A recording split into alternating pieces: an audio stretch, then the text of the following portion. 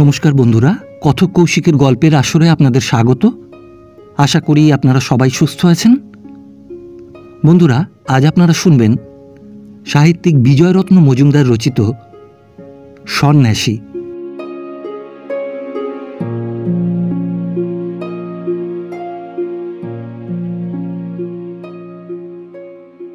বাড়িটা এত বড়, গেটটা এত ভারী, গেটের রক্ষকদের চেহারাগুলো এত রুক্ষ, আর তাদের পোশাক আশাক এত জমকালো যে কোশমিনকালে অতিথি, ফকির, সন্ন্যাসী, ভিখারি সে দেউড়ি অতিক্রম করতে সাহস করত না। কাজে কাজেই বাঙালি গৃহস্থের গৃহ হলেও এক মুঠো চালের প্রত্যাশা ছাড়া।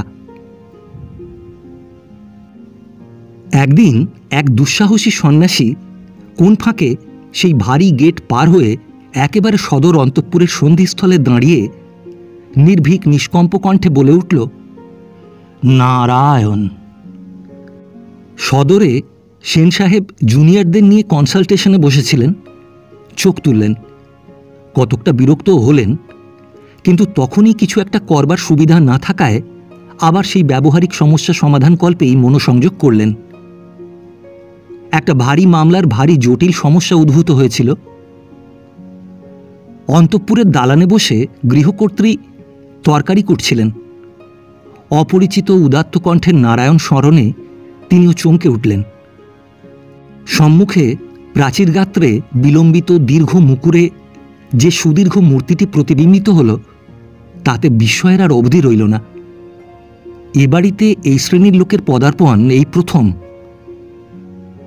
গৃহকর্ত্রী সদ্য স্নাতা, তৈলনিষিক্ত কেশদাম পৃষ্ঠে আলুলায়িত, ছিপছিপে চেহারা, বর্ণ সুগৌর, সূক্ষ্ম একখানি ডুরে কাপড়ের ভেতর দিয়ে স্নিগ্ধ যৌবনশ্রী প্রস্ফুট। বুটির পাশে একজোড়া লাল মখমলের পাতলা চটি ছিল। তার প্রতি দৃষ্টিমাত্র না করে খালি পায়ে বারান্দায় বেরিয়ে হাত জোড় করে নমস্কার করে সাগ্রহে বলল, আসুন। সন্ন্যাসীর নিকটে এসে দাঁড়ালেন। সরজু তার মুখের দিকে চেয়ে হঠাৎ চোখ ফেরাতে পারল না। ঘুমের ভেতরে দুঃস্বপ্ন দেখে মানুষ ঘুমন্ত চোখ বিস্ফারিত করে যেভাবে বিলীয়মান স্বপ্নের পানে চেয়ে থাকে, শোভন অশোভন জ্ঞানশূন্য হয়ে সরজু সেইভাবে সন্ন্যাসীর মুখপানে চেয়ে রইল। সন্ন্যাসী সংস্কৃতে বললেন, ভিক্ষাং দেহি। সরজুর চমক ভাঙল। লজ্জায় আপাদমস্তক যেন কেঁপে উঠল। ত্রস্তেই ব্যাকুল আঁখি নামিয়ে বলল, বসবেন, আসুন। ঝি কোটা তরকারিগুলো থালায় করে নিয়ে যাচ্ছিল। সরজু তাকে ডেকে আসন আনতে বলল। সন্ন্যাসী বললেন, আসনের প্রয়োজন নেই মা, 4 জনের অন্ন ভিক্ষা করি। সরজু হেসে বলল, সে তো হবেই, একটু বসুন। ঝি এই সময় আসন এনে বিছিয়ে দিল। অল্পভাষী সন্ন্যাসী বাদ প্রতিবাদ না করে বসলেন। কাঁধে রক্ষিত থলেটি আসনের সামনে রাখলেন। সরজুর একমাত্র কন্যা উঠোনের ওদিকে হরিণ ঘরের কাছে দাঁড়িয়ে হরিণ দুটোকে ঘাস দিচ্ছিল। রোয়াকে অদৃষ্টপূর্ব অদ্ভুত জীবের সঙ্গে মাকে কথা বলতে দেখে হরিণের প্রতি অপরিসীম স্নেহ বিস্মৃত হয়ে মার কাছে এসে মার জানু ধরে দাঁড়িয়ে ওই অষ্টম আশ্চর্য দেখতে লাগল। সরজু জিজ্ঞাসা করল, কি দেবো বলুন? সন্ন্যাসী সহজ স্বাভাবিক কণ্ঠে বললেন, 4 জনের মতো অন্ন ব্যঞ্জন। বঙ্গনারীর স্বভাবসুলভ স্নিগ্ধ কণ্ঠে সরজু বলল, একটু বসুন, আমি আনতে বলে আসি। সরজু চলে গেল। তার মেয়েও তার সঙ্গে চলে গেল। সন্ন্যাসী সেইখানে বসে রইলেন। একটু পরে মেয়ে ফিরে এলো। তার কচি ও ক্ষুদ্র মনটিতে যুগপৎ কৌতূহল ও ভয় লুকোচুরি খেলছিল, এবং শেষ পর্যন্ত কৌতূহলই জয়ী হয়েছে। মাও নির্ভয় করে দিয়েছেন। মেয়ে অল্প একটু দূরে পুষ্পিত তরুলতা জড়ানো একটা লৌহস্তম্ভ ধরে দাঁড়িয়ে একদৃষ্টে সন্ন্যাসীকে দেখতে লাগল। সন্ন্যাসী ডাকলেন, ওগো, ছবির মতো মেয়েটি আমার কাছে আসবে। ছবির মতো মেয়েটি কথার জবাবও দিল না, কাছেও গেল না। মা যত নির্ভয়ই করে দিক, কাছে যেতে সাহস হয় না, তবে না দেখেও থাকা যায় না। পরিচারিকার হাতে থালা, চাকরের ঘাড়ে ধামা দিয়ে সরজু ফিরে এলো। সন্ন্যাসী হাসছিলেন। সরজু কাছে এলে স্মিত হাস্যে বললেন, এ যে মহোৎসবের আয়োজন মা। সরজু হেসে জিজ্ঞাসা করল, সে আবার কি? বাস্তবিক এই সকল শব্দের সঙ্গে পরিচিত হবার সুযোগ তার কোনোদিন হয়নি। সরজু তাঁর পানে একাগ্র দৃষ্টি ফেলে চেয়ে আছে দেখে সন্ন্যাসী বললেন, বড় বড় উৎসবের সময় আমরা ওই রকম ভিক্ষাই চাই বটে। তখন অনেক অতিথি, বহু অনাথ আতুর সমাগম হয় কি না। সরজুর নির্দেশ মতো ঝি ও চাকর পাত্র নামিয়ে রেখে প্রস্থান করলে সরজু হাসি মুখে প্রশ্ন করল, কিসে নেবেন ঠাকুর? এই যে মা আমার থলি, বলে গৈরিক রঞ্জিত ক্ষুদ্র থলেটি তুলে ধরলেন। ওতে কটা চালি বা ধরবে ঠাকুর? সরজু হাসল, আমার প্রয়োজনের পক্ষে যথেষ্ট মা। সন্ন্যাসী থলিটি ফাঁক করে ধরলেন, বললেন, নারায়ণ আজ অন্নপূর্ণার সহস্ত প্রদত্ত অন্ন অদৃষ্টে লিখেছেন, তুমি হাতে করে তুলে দাও মা। ক্ষুদ্র থলি দেখে সরজু অপ্রসন্ন হয়েছিল। অত্যন্ত অপ্রসন্ন মুখেই ধামার চালে হাত দিল। সন্ন্যাসী বললেন, অন্নপূর্ণার হাতের 8 মুষ্টি চাল হলেই আমাদের হবে। আজ আমরা 4 জন ভোক্তা, 3 জন অতিথি আর আমি। আর নয় মা। ওই কটি? না না, তা কখনো হয়? ওই আমাদের মাপ মা। এইবার 4টি তরকারি তুলে দাও মা। সরজু রাগ করে মিষ্টি হেসে বলল, আমি পারবো না, আপনার যা খুশি তুলে নিন। সন্ন্যাসী হেসে বললেন, তা যে হবার নয় মা। ভবতু ভিক্ষাং দেহি, তুমি দেবে আমি হাত পেতে নেব। এই যে, ও তুমি দিচ্ছ, দাও দাও। সরজুর মেয়েটি একটি বেগুন তুলে সন্ন্যাসীর পানে অগ্রসর করে ধরেছিল। দেবারই ইচ্ছে, কিন্তু দিতে সাহসে কুলোয় না। সন্ন্যাসী হাত বাড়াতেই বেগুনটা তাঁর হাতে দিয়ে একগাল হেসে মার দিকে চাইল। সরজু হেসে রেগে বলল, লীনা, তুই দিস নে, ওর ইচ্ছে হয় নেবেন, না হয়। লীনা সে কথা গ্রাহ্য করল না। আর একটি পুষ্টকায় বেগুন সন্ন্যাসীর দিকে এগিয়ে ধরে খিলখিল করে হাসতে হাসতে বলল, না, আমি দেবো। সন্ন্যাসী সরজুর দিকে চেয়ে মধুর কণ্ঠে বললেন, করুণাময়ীর সন্তান করুণাময়ী হয় মা। লীনাকে বললেন, দাও তো মা আর 2টি বেগুন। লীনার তখন সাহস বেড়ে গেছে।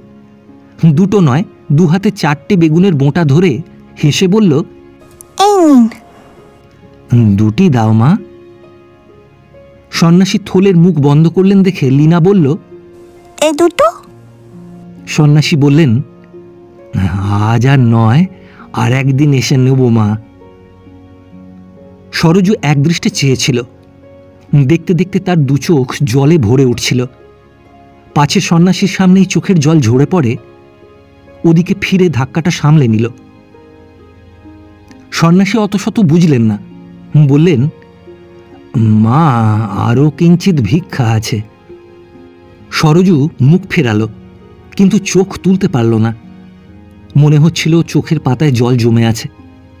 সন্ন্যাসী বললেন, 4টি পয়সা বাকি আছে মা। সরজু আসবার সময় হাতের কাছে যে 2-3 টাকা পেয়েছিল আঁচলে বেঁধে এনেছিল। আঁচল খুলতে খুলতে বলল, টাকা দিলে হবে না? 4টি পয়সার বেশি যে লাগবে না মা। পয়সা আমার কাছে নেই। সরজু টাকা কটা দেখালো। মেয়ে বলল, আমার পকেটে আছে, এই যে। একটা আনি বের করে দেখালো। সন্ন্যাসী বললেন, মা লক্ষ্মী, আনিটি আমায় দিয়ে তুমি মার হাতের টাকাগুলি পকেটে রাখো। মেয়ে তাতে খুব রাজি। তৎক্ষণাৎ সানন্দে আনিটি সন্ন্যাসীকে দিয়ে মার প্রসারিত আঁচল থেকে টাকা কটি তুলে নিয়ে পকেটে ফেলল। এবং যে সন্ন্যাসী এতটা বুদ্ধি তাকে দিয়েছে তার প্রতি তার কৃতজ্ঞতা যে কতখানি বেড়ে গেল তা বলবার নয়। সদ্যপ্রাপ্ত 3 টাকার একটা দান করতেই ইচ্ছা। সন্ন্যাসী বললেন, অনুমতি করো মা, এবার যাই। সরজুর চোখ দুটি আবার কাঁপতে শুরু করেছিল। বলল, ওইতেই আপনার হয়ে যাবে? হবে বই কি মা। বলে একটু থেমে আবার বললেন, নাই যদি হবে, অন্নপূর্ণার দান সমস্তই তো নিয়ে যেতে পারতুম মা। তারপর থলেটির মুখ দড়ি দিয়ে বাঁধতে বাঁধতে বললেন, মা, সন্ন্যাসীর লোভ করতে নেই। প্রয়োজনের অতিরিক্ত ভিক্ষা করা দোষ, সঞ্চয় করা পাপ, অল্পে সন্তুষ্ট হওয়া তার ধর্ম। দুঃখিত হয়েও না মা। দৈনিক ভিক্ষায় আমরা বেশি নিতে পারি নে বটে, কিন্তু আশ্রমের কত রকমের প্রয়োজন দেখা যায় মা। তখন অনেক বেশি দাবি নিয়েই আমাদের গৃহস্থের দ্বারে যেতে হয়। কত দ্বার থেকে রিক্ত হাতেই ফিরতে হয়। চাকর দারোয়ানের লাঞ্ছনা যে না করে তা নয়। আজ যেখানে আদর, কাল অনাদর। আবার আজ যেখানে অনাদর, কাল সেখানেই আদর। কেউ বিশ্বাস করে, কেউ করে না। কেউ বলে কুঁড়ের সর্দার, ভিক্ষা দিলে কুঁড়েমির প্রশ্রয় দেওয়া হয়। কেউ বলে তা হোক, মান খুইয়ে দৌড়ে এসে দাঁড়িয়েছে, মুষ্টি ভিক্ষা বই তো নয়, দিয়ে দাও। কেউ কেউ কুকুর লেলিয়ে দেয়। এই সাজসজ্জাগুলোর ওপর কুকুরদেরও এমনই রাগ যে লেলিয়ে দিলে তো কথাই নেই, অমনিতেও আক্রোশ পর্যন্ত তাড়িয়ে নিয়ে যায়। এমন অনেক দিন যায় মা। হঠাৎ থলি ঘাড়ে দাঁড়াতেই উঠে দেখল সরজুর মুখখানি জলে ভেসে যাচ্ছে। সন্ন্যাসী থেমে গেল। মেয়ে মার চোখে জল দেখে পকেটের টাকা বাজানো বন্ধ করে মার গায়ে গা দিয়ে দাঁড়িয়ে পড়েছিল।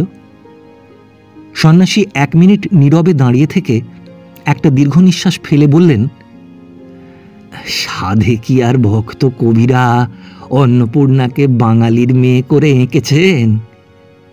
ওই মূর্তি যে বাংলার ঘরে ঘরে। নারায়ণ তোমার মঙ্গল করুন মা। সন্ন্যাসী ধীরে ধীরে যে পথে এসেছিলেন সেই পথে বেরিয়ে গেলেন।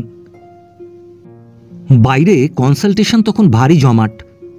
বিভা সাহেবের মুখ তুলে চাইবারও অবসর নেই। থাকলে সন্ন্যাসীর অদৃষ্টে বিড়ম্বনা লেখা ছিল, কিন্তু বিড়ম্বনা অন্যত্র ছিল। দারোয়ানেরা সমস্বরে কুটুম্বিতা করে বসলেন এবং চুপসে ঘুষে যাওয়ার জন্য যে সকল কর্ণকুহর শীতলকর বাক্যাবলী প্রয়োগ করলেন তা তাঁদের শ্রীমুখ ছাড়া অন্য কোথাও বোধ করি স্থান অথবা শোভা পায় না। সরজু সেই বারান্দাতেই দাঁড়িয়েছিল। অনেকক্ষণ দাঁড়িয়ে দেখল দারোয়ানের হাতে সন্ন্যাসীর নিগ্রহ। বিকালবেলা দরওয়ান 3টিকে ডেকে ধমকে দিয়ে হুকুম করল, ওই সন্ন্যাসী যখনই আসবেন আমার কাছে পাঠিয়ে দেবে। দারোয়ানেরা বলতে গেল, লেকিন সাহাব। সরজু থামিয়ে দিয়ে বলল, তার জন্য তোমাদের ভাবনা নেই। সাহেব যা বলেন আমায় বলবেন। দারোয়ানরা লম্বা সেলাম করে চলে যাচ্ছিল। আবার ফিরে দাঁড়িয়ে সেলাম করে বলল, লেকিন और किसी को। সরজু তাদের বক্তব্যটা বুঝে নিয়ে বলে উঠল, না না, অতিথি ফকির সন্ন্যাসী কাউকেই তাড়িয়ে টাড়িও না। দরওয়ান সবিস্ময়ে চেয়ে রইল। সরজু বলল, আমি সরকার মশাইকে বলে দেব 2-1 মণ মোটা চাল আর কিছু আদলা পয়সা তোমাদের কাছে দিয়ে রাখবে। ভিকিরি টিকিরি এলে তোমরা দিয়ে দিতে পারো। নাই বা এলো তারা বাড়ির মধ্যে। জি মাজি বলে দারোয়ানরা প্রস্তনোদ্যত হল। তারা অনেক দূর চলে গিয়েছিল। সরজুর কেমন যেন একটা খটকা লেগেছিল। আবার ডেকে বলল, কিন্তু যে সন্ন্যাসী আজ এসেছিলেন তাকে যেন ওইখান থেকে বিদায় করো না। নেই মাজি, ও তো হাম লোক শুন লিয়া। ভিক্ষারও যে একটা বিশিষ্ট রূপ আছে ভিক্ষা দিতে আনন্দ হয়, দেবার জন্য একটা ঔৎসুক্য জাগে। ভিখারিকে বিমুখ করার অন্তরে বেদনা বাজবার সম্ভাবনাও হতে পারে। সরজুর কাছে এ সকল নতুন তথ্য। এই তথ্য কেউ তাকে শেখালো না, কেউ উপদেশ দিল না, বলেও দিল না।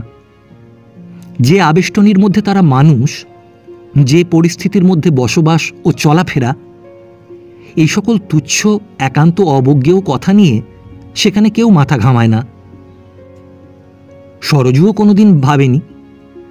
আজ একটি নির্লিপ্ত, নির্লোভ, উদাসীন, তার অল্প আকাঙ্ক্ষা ও অত্যল্প যাচনা নিয়ে তার দ্বারস্থ হল, যাকে উপরোধ অনুরোধ করেও তার প্রয়োজনের অধিক একটি কণা নিতে বাধ্য করা গেল না। অথচ দাবিটা তার কত না স্পষ্ট, যেন জন্ম জন্মান্তর, যুগ যুগান্ত ধরে সরজুর কাছে এই দাবি সে গচ্ছিত করে রেখেছিল। ন্যায্য পাওনা পাওয়া মাত্র চলে গেল। 1 পয়সা বেশি নয়, একটি পাই কম নয়। কড়ায় গণ্ডায় হিসাব মিলিয়ে নিয়ে নির্মল হাসি মুখে চলে গেল। ভাবতে ভাবতে আবার তার চোখে জল এসে পড়ল। সেই দিন, সেই মুহূর্ত থেকে এই চিন্তাই সরজুর মনের মধ্যে সঞ্চরণ করে ফিরতে লাগল। সন্ন্যাসী আবার কবে এই রোয়াকটির প্রান্তে দাঁড়িয়ে নারায়ণ স্মরণ করবে? এখন লেখকের একটি সবিনয় নিবেদন আছে। আমি নিন্দার উদ্দেশ্যে নিন্দা করছি না, একটা কৈফিয়ত দেওয়া নিতান্ত দরকার বলেই এই কথাগুলো বলছি। যে সমাজের লোক এরা, সে সমাজে সরজু কটি আছেন জানি না, থাকলেও সংখ্যা যে একেবারেই কম তা জানি। অতিথি ফকির তো তুচ্ছ কথা, দরিদ্র আত্মীয় স্বজনদের এই সকল বাড়িতে ঢুকতে পা তো কাঁপেই, বুকও দুরু দুরু করতে থাকে। সমান অবস্থার, সমান পদবীর সমশ্রেণীর সঙ্গেই কাজ কারবার চলে। উচ্চস্তরেও অরুচি নেই। নিচের দিকে গতিবিধি তো দূরের কথা, দৃষ্টি দেওয়াটা স্বাস্থ্যের লক্ষণ নয় বলেই বিবেচিত হয়। সেই গণ্ডির বাইরে যে বিশাল জগৎ, তার অস্তিত্বে কিছুমাত্র সন্দেহ তাঁদের নেই। তবে তার সঙ্গে তাঁদের যে সুদূরের যোগ থাকতে বা জন্মাতে পারে, এ তাদের স্বপ্নেরও অগোচর।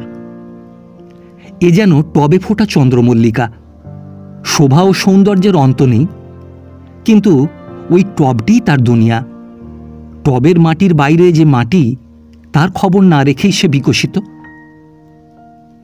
সন্ন্যাসীর মুখে সরজু কি দেখেছিল জানি না, তবে দারিদ্র অথবা ঔদাসীন্যের সুস্পষ্ট রেখাগুলি চন্দ্রমল্লিকা সমাজের এই ধনবতী যুবতী নারীকে বিচলিত করেছিল, এ কথাও ঠিক নয়। তবু যে সেটা কি এবং কিসের জন্যই বা সকাল থেকে সন্ধ্যা পর্যন্ত এবং অনিদ্রায় কোনো কোনো দিন অনেক রাত্রি পর্যন্ত একটি দিন, একটি দণ্ডের দেখা মুখখানা সে কেন অহরহ ভাবত, এ কথাটা বোধ করি জিজ্ঞাসা করলে সে নিজেও সুস্পষ্ট করতে পারত না, হয়তোবা লজ্জাই পেত। কোনো এক সময় একান্ত নিভৃতে এবং কারো আসবার কোনো সম্ভাবনা যখন নেই, এই রকম একটা সময় সরজু ছবির অ্যালবামখানা বের করে একখানা ছবি খুলে বসল। বহুদিনের পুরনো ছবি, স্থানে স্থানে বর্ণ অস্পষ্ট, রেখা বিলুপ্তপ্রায় হয়ে এসেছে। সরজু সেই দিকে চেয়ে সকলে ভুলে গেল। কখন যে তার অজ্ঞাতসারে চোখের জল ঝরে মুখ ভাসিয়ে দিয়েছে, বুকের কাপড় ভিজিয়েছে, হাতের সোনার চুড়িগুলোর ওপরে পড়ে সোনা চিকচিক করছে, কিছুই টের পায়নি। টের পেল তখনই যখন 1 ফোঁটা জল সেই ছবিটার ওপর পড়ল। তাড়াতাড়ি অ্যালবামখানি পাশের আসনে নামিয়ে রেখে কাপড় দিয়ে চোখ, মুখ, চুড়িগুলো মুছে সেই কাপড়েরই শুকনো অংশ দিয়ে পরম স্নেহে যত্নে জলের ফোঁটাটি তুলে ছবিখানির অঙ্গহানি হয়েছে কিনা বারবার পরীক্ষা করে আবার যখন অ্যালবামখানি কোলের ওপর টেনে নিচ্ছিল, সিঁড়িতে কার জুতোর শব্দ শুনে অ্যালবাম মুড়ে আলমারির ভেতর তুলে ফেলল। জুতোর শব্দ জারি হোক, এদিকে এলো না। কিন্তু সরজু অ্যালবামখানিকে আর বের করল না। আজকের সন্ন্যাসীর সঙ্গে চিত্রখানির যে অবিকল হুবহু সাদৃশ্য, তা তার মনে এঁকে গিয়েছিল। মিলিয়ে নেবার জন্য তার মনই যথেষ্ট, অন্য উপকরণ বা উপাদানের কোনো প্রয়োজনই আর ছিল না। নির্জন নিশীথে অন্ধকারেও সেই জীবন্ত ও চিত্রাঙ্কিত মূর্তির সাদৃশ্য তাকে ঘুমোতে দেয় না। শুধু কি তাই, বিনিদ্র চোখের পাতা ভেদ করে সাগর বয়ে যায়। সন্ন্যাসী কোথা থেকে এসে একই উৎপাতের সৃষ্টি করে দিয়ে কোথায় চলে গেল?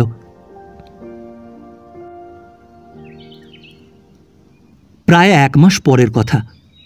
শ্বেতপাথর বাঁধানো রোয়াকের উপর মস্ত দাঁড়ে একটা মস্ত কাকাতুয়া শিকলে বাঁধা থাকে। সরজু দাঁড়ের পাশে দাঁড়িয়ে তাকে খাবার দিচ্ছিল। হঠাৎ চোখ তুলতেই দেখল সন্ন্যাসী। হাত কেঁপে গেল। বাটিশুদ্ধ ছোলা দাঁড়ের বাটিতে না ঢেলে মাটিতে ফেলে দিয়ে বাটিটা নামিয়ে রেখে হাত জোড় করে নমস্কার করল। সন্ন্যাসী বললেন, অন্নপূর্ণা, বড় দায় পড়ে সকালেই আপনার দরজায় হাত পাততে এলুম। সরজু বলল, বলুন। ভারতানন্দ বললেন, এই 12 জন সন্ন্যাসী সাগর তীর্থে যাবার সংকল্প করে বেরিয়েছেন। সাগরে এখন প্রচণ্ড শীত, অথচ গায়ের একটি চাদর পর্যন্ত নেই। তাই ভাবলুম, মা যদি দয়া করে 12খানি কম্বল হুকুম করে দেন। সরজু বলল, কখন চাই? সন্ন্যাসী বললেন, তবে আর দায় বলছি কেন মা, তাঁরা 12টার সময় যাত্রা করবেন। 5 জায়গা ঘুরে সংগ্রহ করতে পারি, কিন্তু অনেক সময় লাগবে। চাই কি একদিনে সব কখানি হতে নাও পারে। তাই তো ভাবলুম, আমার অন্নপূর্ণার অফুরন্ত ভাণ্ডার থাকতে ভাবনা কিসের। সরজু বলল, আপনি ভিতরে এসে বসুন, আমি এখনই ব্যবস্থা করে দিচ্ছি। আমি এখানেই আছি মা। কাকাতুয়াটা এতক্ষণ নীরবে সন্ন্যাসীকে দেখছিল, বুঝিবার রাগে ফুলছিল। সরজু অন্তঃপুরের দিকে পা বাড়াতেই চিৎকার করে উঠল, যা যা যা। সন্ন্যাসী বললেন, মা, তোমার পাখিটির দেখি দেউড়ির দরওয়ানদের চেয়েও কড়া মেজাজ, আমাকে না তাড়িয়ে ছাড়বে না। সরজু ফিরে দাঁড়িয়ে হেসে বলল, ওরই একটাই বলি, সকলকেই যা যা করে। আপনি ভিতরে এসে বসবেন, আসুন না। এই শীতের মধুর রৌদ্রটুকু থেকে কে বঞ্চিত হতে চায় মা? আমি আসছি এখনই, বলে সরজু চলে গেল এবং 2-3 মিনিটের মধ্যে একজন মধ্যবয়স্ক লোক সঙ্গে ফিরে এসে বলল, আপনি এর সঙ্গে যান, যেমন কম্বল দরকার দেখিয়ে দিলেই উনি কিনে দেবেন। সন্ন্যাসী হেসে বললেন, এই যেমন তেমন নয় মা, বাহারে টাহারেও নয়, সাদাসিধে মোটা কম্বল হলেই হবে। সরজু বলল, বেশ তো, তাই দেখিয়ে দেবেন। যান সরকার মশাই। যে আগে চলুন। সরজু আবার বলল, আর যদি কিছু দরকার থাকে তাও বলবেন। সন্ন্যাসী বললেন, না মা, আজ আর কিছু নয়। সরজু সরকার মশাইকে একপাশে ডেকে নিয়ে গিয়ে আর একটা কি বলল। সরকার সবিনয় বলল, যে আগে। সরকার মশাই সন্ন্যাসী সমবিবাহারে প্রস্থান করলে সরজু সেইখানেই দাঁড়িয়ে রইল। এই সন্ন্যাসীটি বোধ করি মোহিনী বিদ্যা জানত, নতুবা কেন বারবার সরজুর এই মনে হয় একে অদেও তার বিশেষ কিছুই নেই। অথচ লোকটির চাহিদা কত তুচ্ছ, কামনা কত নগণ্য।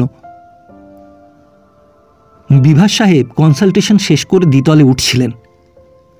স্ত্রীকে উঠোনের রোয়াকে দাঁড়াতে দেখে সেখানে এসে হাসি মুখে বললেন, ওটি আজ আবার কি মনে করে শোভাগমন করেছিলেন? 4 জনের না 5 জনের অন্ন? তার বেশি নয় তো? সরজু কোনো উত্তর দিল না। তার মুখে একটুখানি হাসি ফুটে উঠল, ম্লান হাসি, সপ্তমীর চন্দ্রের হাসি। বিভাস বললেন, তোমাকে ওটি পেয়ে বসেছে দেখছি, দরওয়ান বেটাদের বলে দিতে হবে। সরজু ব্যগ্রভাবে বলে উঠল, হ্যাঁ, ওইটুকু আর বাকি থাকে কেন? এমনি তো অতিথি ভিখারি ঢুকতে দেয় না, মনিবের হুকুম পেলে রাস্তায় গিয়ে মারধর করবে। আহা, কি সুখের সংসার আমার! ভিখিরিকে এক মুঠো চাল, তাও? বলতে বলতে সরজু কেঁদে ফেলল। গলা দিয়ে আর একটিও শব্দ বের হলো না। বিভাস সাহেব অত্যন্ত অপ্রতিভ হয়ে পড়লেন। ওই স্নানের সময় উত্তীর্ণ হয়ে গেছে বলে বিড়বিড় করতে করতে পলায়ন করলেন। খানিক বাদে সরকার ফিরে এসে জানালেন 12খানা কম্বল কিনে দেওয়া হয়েছে। তাঁর জন্য একখানি কিনেছিলেন, কিন্তু সন্ন্যাসী নেননি। সরকার মশাই বলতে লাগলেন, এই দারুণ শীত, খালি গায়ে ঘোরেন, কত বললুম কম্বলখানা নিতে, কিছুতেই নিলেন না মা। সরজু চুপ করে শুনল। সরকার মশাই বিদায় নিলে অশ্রু সম্বরণ করা অসাধ্য বুঝে উঠে নিজের ঘরে চলে গেল। মেয়েদের খবরের কাগজ পড়ার একটা নিজস্ব ধারা আছে। পুরুষের সঙ্গে তার মিল নেই। সচরাচর তারা শিরোলিপিতেই সন্তুষ্ট। তবে নারী সমিতি, নারী সভা অথবা নারী সম্পর্কিত সংবাদগুলির প্রতি আগ্রহ পুরুষের অপেক্ষা অল্প না হতেও পারে। একদিন সকালে কাগজ পড়তে পড়তে হঠাৎ ভণ্ড সন্ন্যাসীর কাণ্ড এই শিরোলিপি দেখে সংবাদটার ভেতরে প্রবেশ না করে পারল না, এবং পড়া শেষ হলে ঘৃণায়, লজ্জায় ও শঙ্কায় মনটা এমনই পরিপূর্ণ হয়ে উঠল যে অনেকক্ষণ পর্যন্ত কোনো দিকে চাইতে বা কোনো কাজে মন দিতেও পারল না। ব্যাপারটা বীভৎস। এক সন্ন্যাসী কোনো গৃহস্থের গৃহে প্রতি রবিবার মুষ্টিভিক্ষা আনতে যেতেন। বাড়িতে এক বৃদ্ধা ও তার উদ্ভিন্ন যৌবনা কন্যা থাকত। কন্যাটি স্বামী পরিত্যক্তা, বৃদ্ধা মাতার কাছেই থাকে। একদিন সন্ন্যাসী মেয়েটিকে নিয়ে পলায়ন করেছিল। 6 মাস অনুসন্ধানের পর পুলিশ তাকে ধরেছে। আদালতে মোকদ্দমার সময় মেয়েটি বলেছে সে সন্তান সম্ভাবিতা, এবং বিভাস সাহেবের বাথরুমে ঢোকবার সময় বেয়ারা রাজ্যের সংবাদপত্র রেখে যেত। সেইটুকু সময়ে তিনি পৃথিবীটার খবরদারি করে ফেলতেন। আজও বেয়ারা কাগজ নিতে এলো।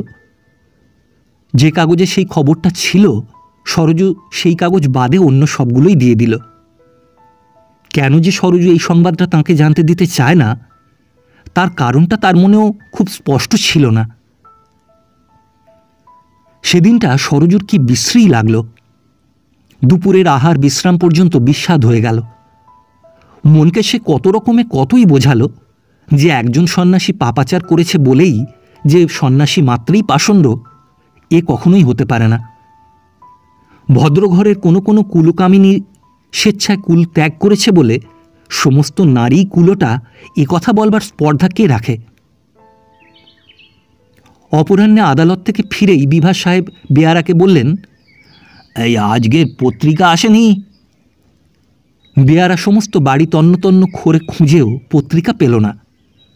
অথচ সরকার মশাইয়ের খাতায় নির্ভুল লিখিত আছে, দৈনিক যে কখানি কাগজ এসে থাকে সকলগুলি এসেছে।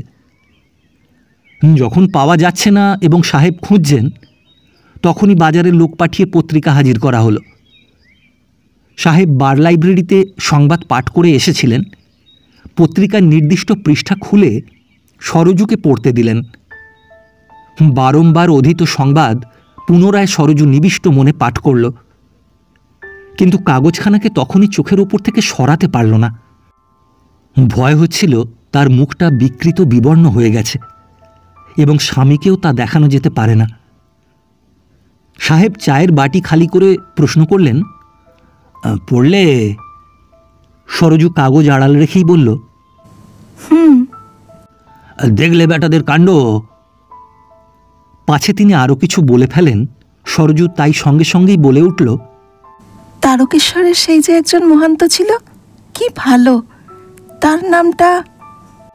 সাহেব বললেন, ও সব বেটাই সমান। সরজু আস্তে আস্তে বলল, ভালো মন্দ সবটাতেই আছে। গেরুয়া পড়লেই যে মানুষ দেবতা হয়ে যায় তাও নয়, আবার ভদ্রলোক মাত্রই যে ভদ্রলোক তাও তো নয়। সাহেব মনে মনে হাসলেন, বললেন, হ্যাঁ সে তো নিশ্চয়ই। সে কথার শেষ এইখানেই হলো বটে, কিন্তু কয়েকদিন পর্যন্ত সরজুর বুকের কোনো একটা স্থানে যেন একটা কাঁটা ফোটার বেদনা খচখচ করতে লাগল। ভীষণ শীত পড়েছে।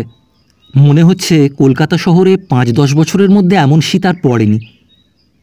মধ্যাহ্নবেলাতেও ঘরের ভেতর বসা বা শোয়া যায় না। রৌদ্রে চেয়ার টেনে অথবা শয্যা পেতে বসতে কিংবা শুতে হয়। আহারাদি শেষে চতুষ্কোণ বারান্দাটায় আরামকেদারায় বসে সরজু একখানা কেতাব পড়ছিল। মেয়ে বারান্দায় রেলিং ধরে রাস্তার লোক চলাচল, ফেরিওয়ালাদের আনাগোনা দেখছিল। মাঝে মাঝে এটা ডাকে ওটা খাবো করে আবদার করতে করতে এইমাত্র সেলাই বুরুশ খেতে চেয়ে মায়ের কাছে ধমক খেয়ে চুপ করে দাঁড়িয়েছিল। হঠাৎ মার জানুতে ঠেলা দিয়ে মা দেখো দেখো মা বলে মাকে চকিত করে তুলল। নিচের পথ দিয়ে সন্ন্যাসী যাচ্ছিলেন। এক ঝলক রক্ত উঠে পলকের জন্য মুখখানা সরজুর রাঙা হয়ে উঠল। সমস্ত মন বিমুখ হয়ে পড়ল। মা ডাকি ডাকি। মা অন্যমনস্কভাবে বলল, ডাক। মেয়ে ডাকল, সন্ন্যাসী মামা, সন্ন্যাসী মামা। সন্ন্যাসী দাঁড়িয়ে পড়লেন। ততক্ষণে সরজুও রেলিং ধরে দাঁড়িয়ে দেখছিল। সন্ন্যাসীর সদা প্রফুল্ল আনন, হাস্যে উদ্ভাসিত। বললেন, মা আসবো? হঠাৎ সূর্যোদয়ে কুয়াশা যেমন নিশ্চিহ্ন হয়ে যায়, সেই হাসি হাসি মুখ দেখা মাত্র সরজু সারা আকাশের আধারও নিমেষে কেটে গেল। আসুন বলে তাকে প্রত্যুৎগমন করে আনবার জন্য সরজু বারান্দা থেকে সরে এলো। চাকর সিঁড়ি দেখিয়ে দিয়েছিল। সন্ন্যাসী ওপরে আসতেই সিঁড়ির মুখে সরজুর সঙ্গে সাক্ষাৎ। সরজু নমস্কার করে বলল, আসুন। সাদা ও কালো মার্বেল প্রস্তরে হলের মেঝে মণ্ডিত। সন্ন্যাসী একবার সেদিকে চেয়ে পরে নিজের ধূলিধূসরিত পা দুখানির প্রতি লক্ষ্য করে হেসে বললেন, আমি এইখানেই বসি মা। না না, ওখানে বসবেন কি? বলে এই ধনবানের স্ত্রীটি এক অদ্ভুত কাণ্ড করল। যে সুচিক্কণ দূরে কাপড়খানি পড়েছিল তার আঁচল দিয়ে মার্বেল পাথরের মেঝেটি মুছতে মুছতে বলল, আসুন বসুন। মেয়েটি মায়ের পাশে মাকে জড়িয়ে ধরে দাঁড়িয়েছিল। বলল, আসুন বসুন। সন্ন্যাসী হেসে বললেন, আমারই ভুল হয়েছিল মা। মা কি সন্তানের পায়ের ধুলোর বিচার করেন? সরজু বলল, আজ এত বেলা? কত বেজেছে? একটার বেশি হয়েছে কি? ঘরের দেওয়ালে প্রকাণ্ড ঘড়ি। সরজু বলল, 1:10। তবে আর বেলা কোথায়? 2টোর আগে প্রায়ই ফেরা হয় না। সরজু সন্ন্যাসীর থলির পানে চেয়ে বলল, আজ যে থলি খালি ঠাকুর। সন্ন্যাসীর মুখে সেই হাসি। বললেন, আজ আমাদের দুর্ভাগ্য, আশ্রমে অতিথির পদার্পণ হয়নি মা। একজনের মতো সংগ্রহ এতে আছে। সরজু বলল, গিয়ে যদি দেখেন অতিথি এসেছেন তাহলে কি করবেন? নারায়ণের সেবা এইতেই হবে। আর আপনার? সন্ন্যাসী এবার উচ্চহাস্য করে উঠলেন। বললেন, মা, আশ্রমে আমলকি খণ্ডের তো অভাব নেই। হরিত কি? সরজু ধৈর্য ধারণ করতে পারছিল না। অশ্রুরুদ্ধ স্বরে বলল, তার মানে আপনার খাওয়া হবে না, এই তো? সন্ন্যাসী গম্ভীর মুখে বললেন, অন্নপূর্ণার রাজ্যে সেরকম ঘটনা কদাচিৎ ঘটে মা। অতিথি যাঁরা আসবার সকালেই আসেন। তা কি বলা যায়? এই তো আমরাও দেখি, হাঁড়ি হেসেল উঠে গেছে, হঠাৎ আত্মীয় স্বজনরা এসে পড়লেন। সন্ন্যাসী হাসছিলেন। বললেন, সে আত্মীয় স্বজনরা জানেন অন্নপূর্ণার পাকশালে অন্ন সদা বিরাজিতা। আমাদের দরিদ্রের আশ্রম, অসময়ে বড় কেউ আসেন না। এলেও বঞ্চিত হতে হয় না, কারণ বললুম তো মা, অন্নপূর্ণার রাজত্ব। অন্ন কত আকার ধরেই তো বিক্ষিপ্ত রয়েছে। সরজুর চোখে জল এসে পড়ছিল। অতি কষ্টে বলল, তার মানে সেই আমলকি না হয় হর্তুকি, এই তো? সত্য সত্যই কয়েক ফোঁটা অশ্রু গড়িয়ে পড়ল। সন্ন্যাসী তা দেখলেন, হাসি তার উড়ে গেল। বললেন, করুণাময়ী, যে বাংলাদেশের ঘরে ঘরে করুণার এই জাগ্রত প্রতিমা, সে দেশে নিরন্ন থাকবার উপায় কি মা? সরজু চোখের জলটা সামলে ফেলেছিল, বলল, একটা কথা জিজ্ঞেস করব, রাগ করবেন না? সন্ন্যাসী বিনয়নম্র মধুর কণ্ঠে বললেন, সন্ন্যাসীর যে রাগ করতে নেই মা।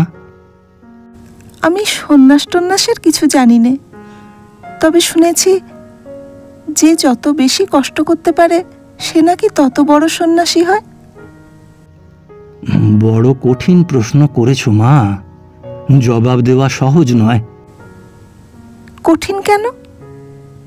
সন্ন্যাসী হেসে বললেন, সন্ন্যাসীর আবার বড় ছোট আছে নাকি মা? কই, আমরা তো সে জানি নে।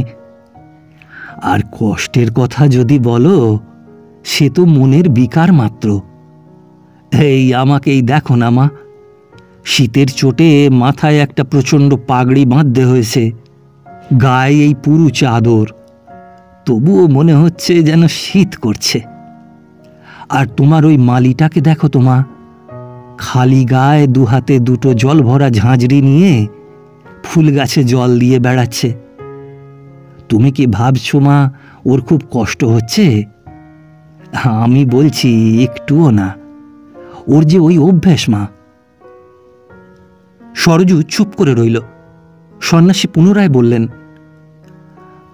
আপনি না বলে তুমি তুমি করছি, কিছু মনে করো না মা। আর সকলকেই আপনি বলা যায়, কিন্তু মাকে তুমি না বললে মন খুঁতখুত করে। সরজু হেসে বলল, বেশ তো, তুমিই বলুন না, মাঝে মাঝে আপনি বলেন দেখে আমার রাগ হয়। সন্ন্যাসী হাসলেন, বললেন,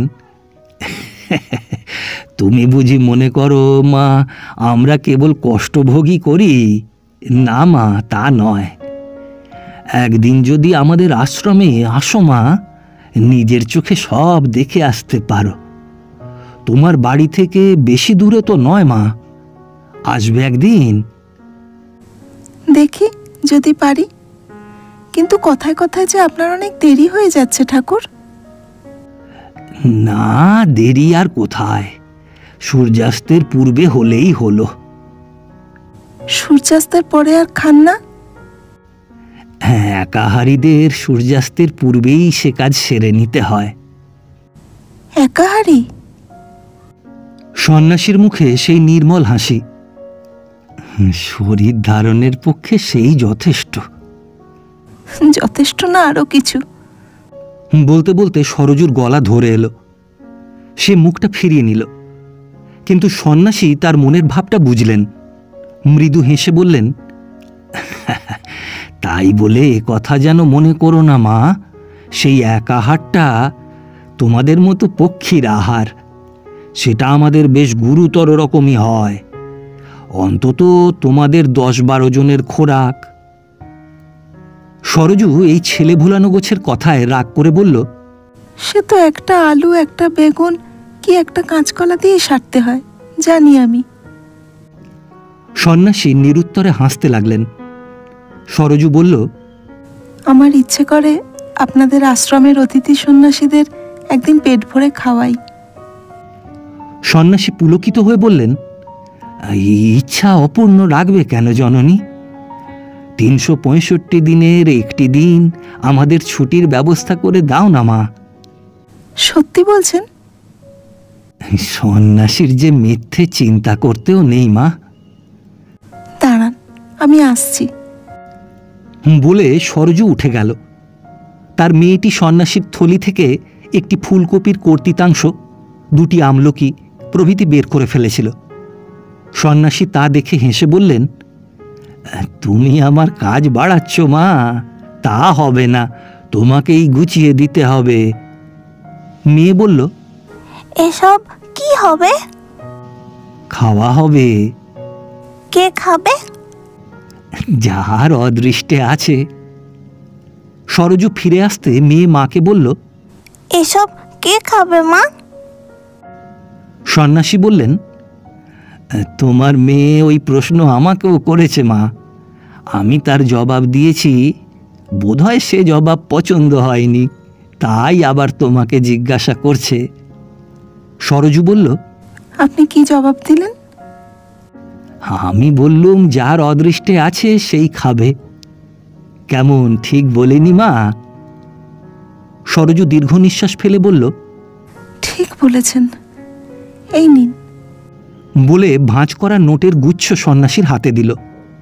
সন্ন্যাসী বললেন, না গুনেও বলতে পারি অনেক বেশি আছে মা। যা আছে তাই আছে, কিন্তু আর না, 2 বাজে। কিন্তু মা। ঠাকুর, আমার আর একটা কথার জবাব দেবেন? সন্ন্যাসী হাসলেন, বললেন, কঠিন প্রশ্ন করো না মা, হয়তো উত্তর দিতে পারবো না। আপনার নামটি জানতে পারি? লোকে আমায় ভারতানন্দ বলে মা। না না, আগে কি নাম ছিল, আমি সেইটে জানতে চাইছি। সন্ন্যাসী এক মুহূর্ত নীরব থেকে বললেন, মা, আগের লোকটি যখন আর নেই, তখন আর নামটাই বা থাকবে কেমন করে বলুন তো? অনেকক্ষণ পরে সন্ন্যাসী পুনরায় সেই সম্ভ্রমবাচক বলুন শব্দ ব্যবহার করলেন। সরজুর কানে তা এড়ালো না, বলল, বলতে নেই বুঝি? সন্ন্যাসী নীরবে হাসলেন। সরজু মেয়েকে ধমক দিয়ে বলল, কেন সব বার করছো লীনা? মেয়ে রাগ করে বলল, বারে তুলে দিচ্ছি তো। সন্ন্যাসী বললেন, মা মেয়ের নাম রেখেছেন লীনা, মানে কি মা? সরজু হেসে বলল, কে জানে কি মানে, লীনা বলে ডাকি, ভালো নাম অমিতা। একেবারে বৌদ্ধ যুগে চলে গেছো মা। তা হোক, মায়ের মতোই সুলক্ষণ যুক্তা। আচ্ছা মা, আজ বিদায় নি। সরজু নমস্কার করে বলল, আবার আসবেন? আসবো, কিন্তু আপনি আমাদের আশ্রম দেখতে আসবেন বলেছেন, সেটা যেন ভুলবেন না মা। নমস্কার। নমস্কার ঠাকুর, নমস্কার। অমিতা মাতার অনুকরণ করে বলল, নমস্কার ঠাকুর। সন্ন্যাসী অমিতার চিবুক স্পর্শ করে হেসে বিদায় নিলেন। মা ও মেয়ে আবার বারান্দায় রৌদ্রে এসে বসল। মেয়ে বলল, সন্ন্যাসী মামা কোথায় থাকে মা? আশ্রমে থাকেন। সেখানে আর কে থাকে মা? অনেক সন্ন্যাসী থাকেন লীনা। তারাও সব মামা? সরজু হঠাৎ কথাটার জবাব দিতে পারল না, যেন বেঁধে গেল। তারপর আস্তে আস্তে বলল, হ্যাঁ। কপি, কাঁচা কলা, আমলকি, চাল দিয়ে সন্ন্যাসী মামা কি রাঁধবে মা? সরজুর চোখে জল এসে পড়ছিল। বাঁচিয়ে দিল একখানা মস্ত গাড়ি।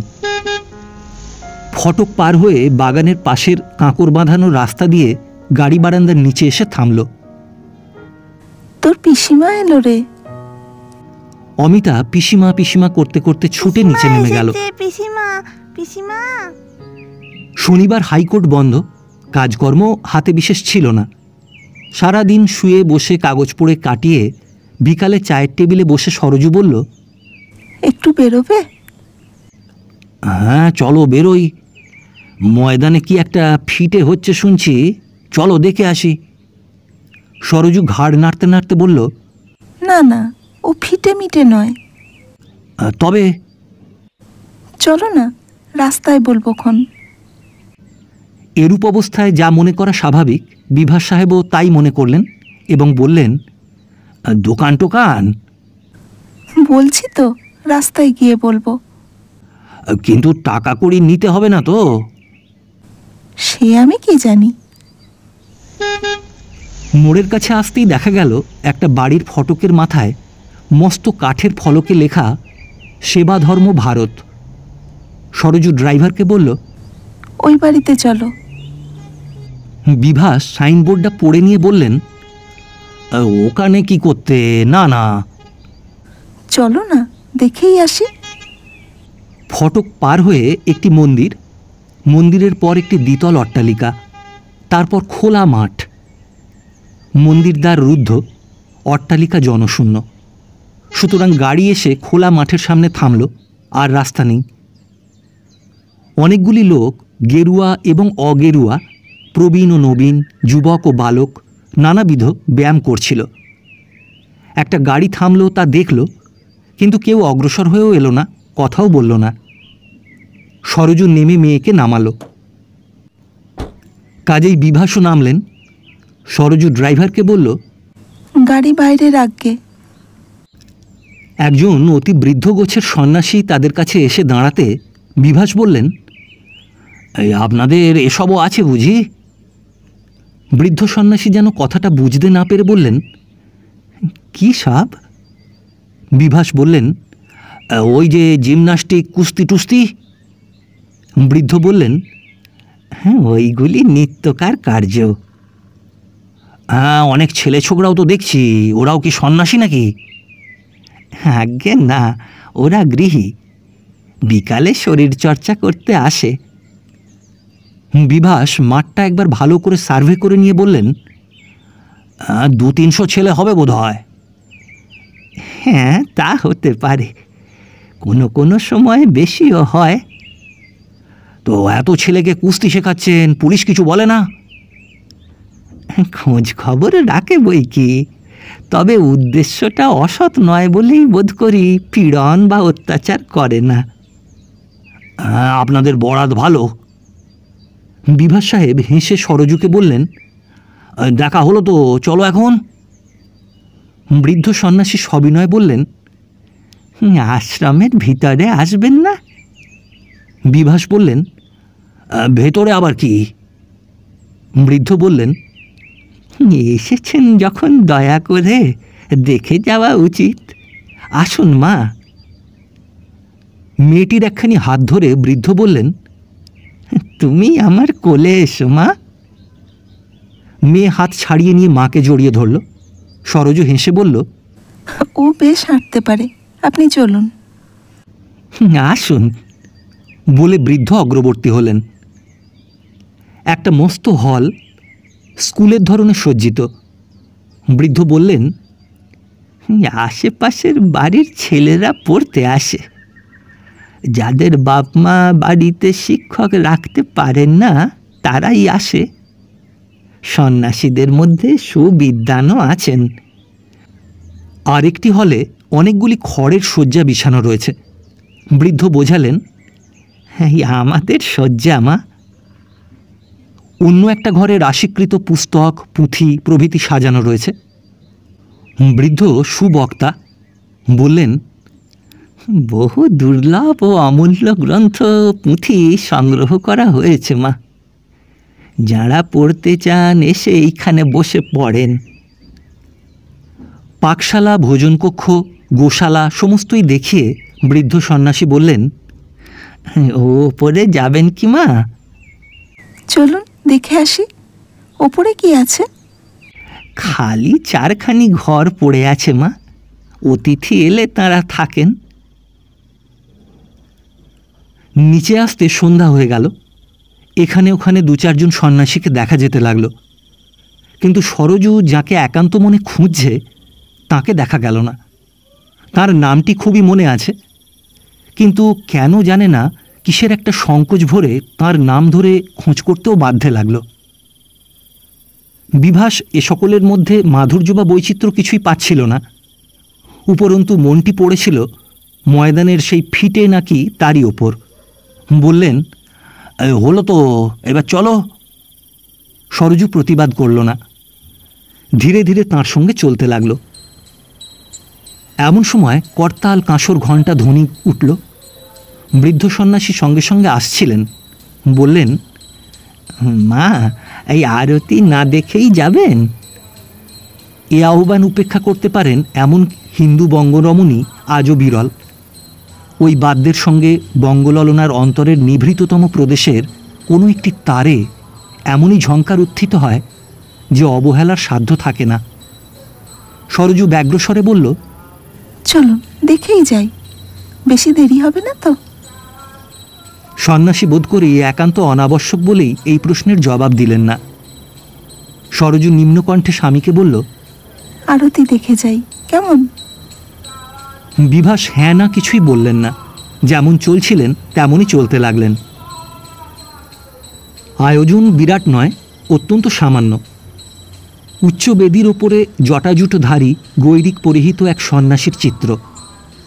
গাঁদা ফুলের মালা ছবিখানিকে বেষ্টন করে আছে। পাদনিম্নে বসে একজন সন্ন্যাসী পঞ্চপ্রদীপ নিয়ে আরতি করছেন। কয়েকজনে করতাল কাঁসর ঘণ্টা বাজাচ্ছে, আর কয়েকজন অবদ্ধ ভাষায় কোনো মন্ত্র বা স্তব পাঠ করছেন। আয়োজন যত সামান্য ও নগণ্য হোক না কেন, এই দৃশ্যের সম্মুখীন হওয়া মাত্র বাঙালির মেয়ের হাত জোড় হয়ে আসে এবং ফল্গু নদীর বালুর বিতর্কার অদৃশ্য বাড়িরাশির মতো অজ্ঞাত স্থান থেকে ভক্তিও উৎসাকারে উৎসারিত হতে থাকে। এর ব্যতিক্রম হয় না। আরতি শেষ হওয়া মাত্র একজন সন্ন্যাসী দুহাতে দুখানি চেয়ার এনে সরজুকে সম্বোধন করে বলল, বসুন মা। পরে বিভাসের দিকে চেয়ে স্মিত মুখে বলল, একটু বসুন।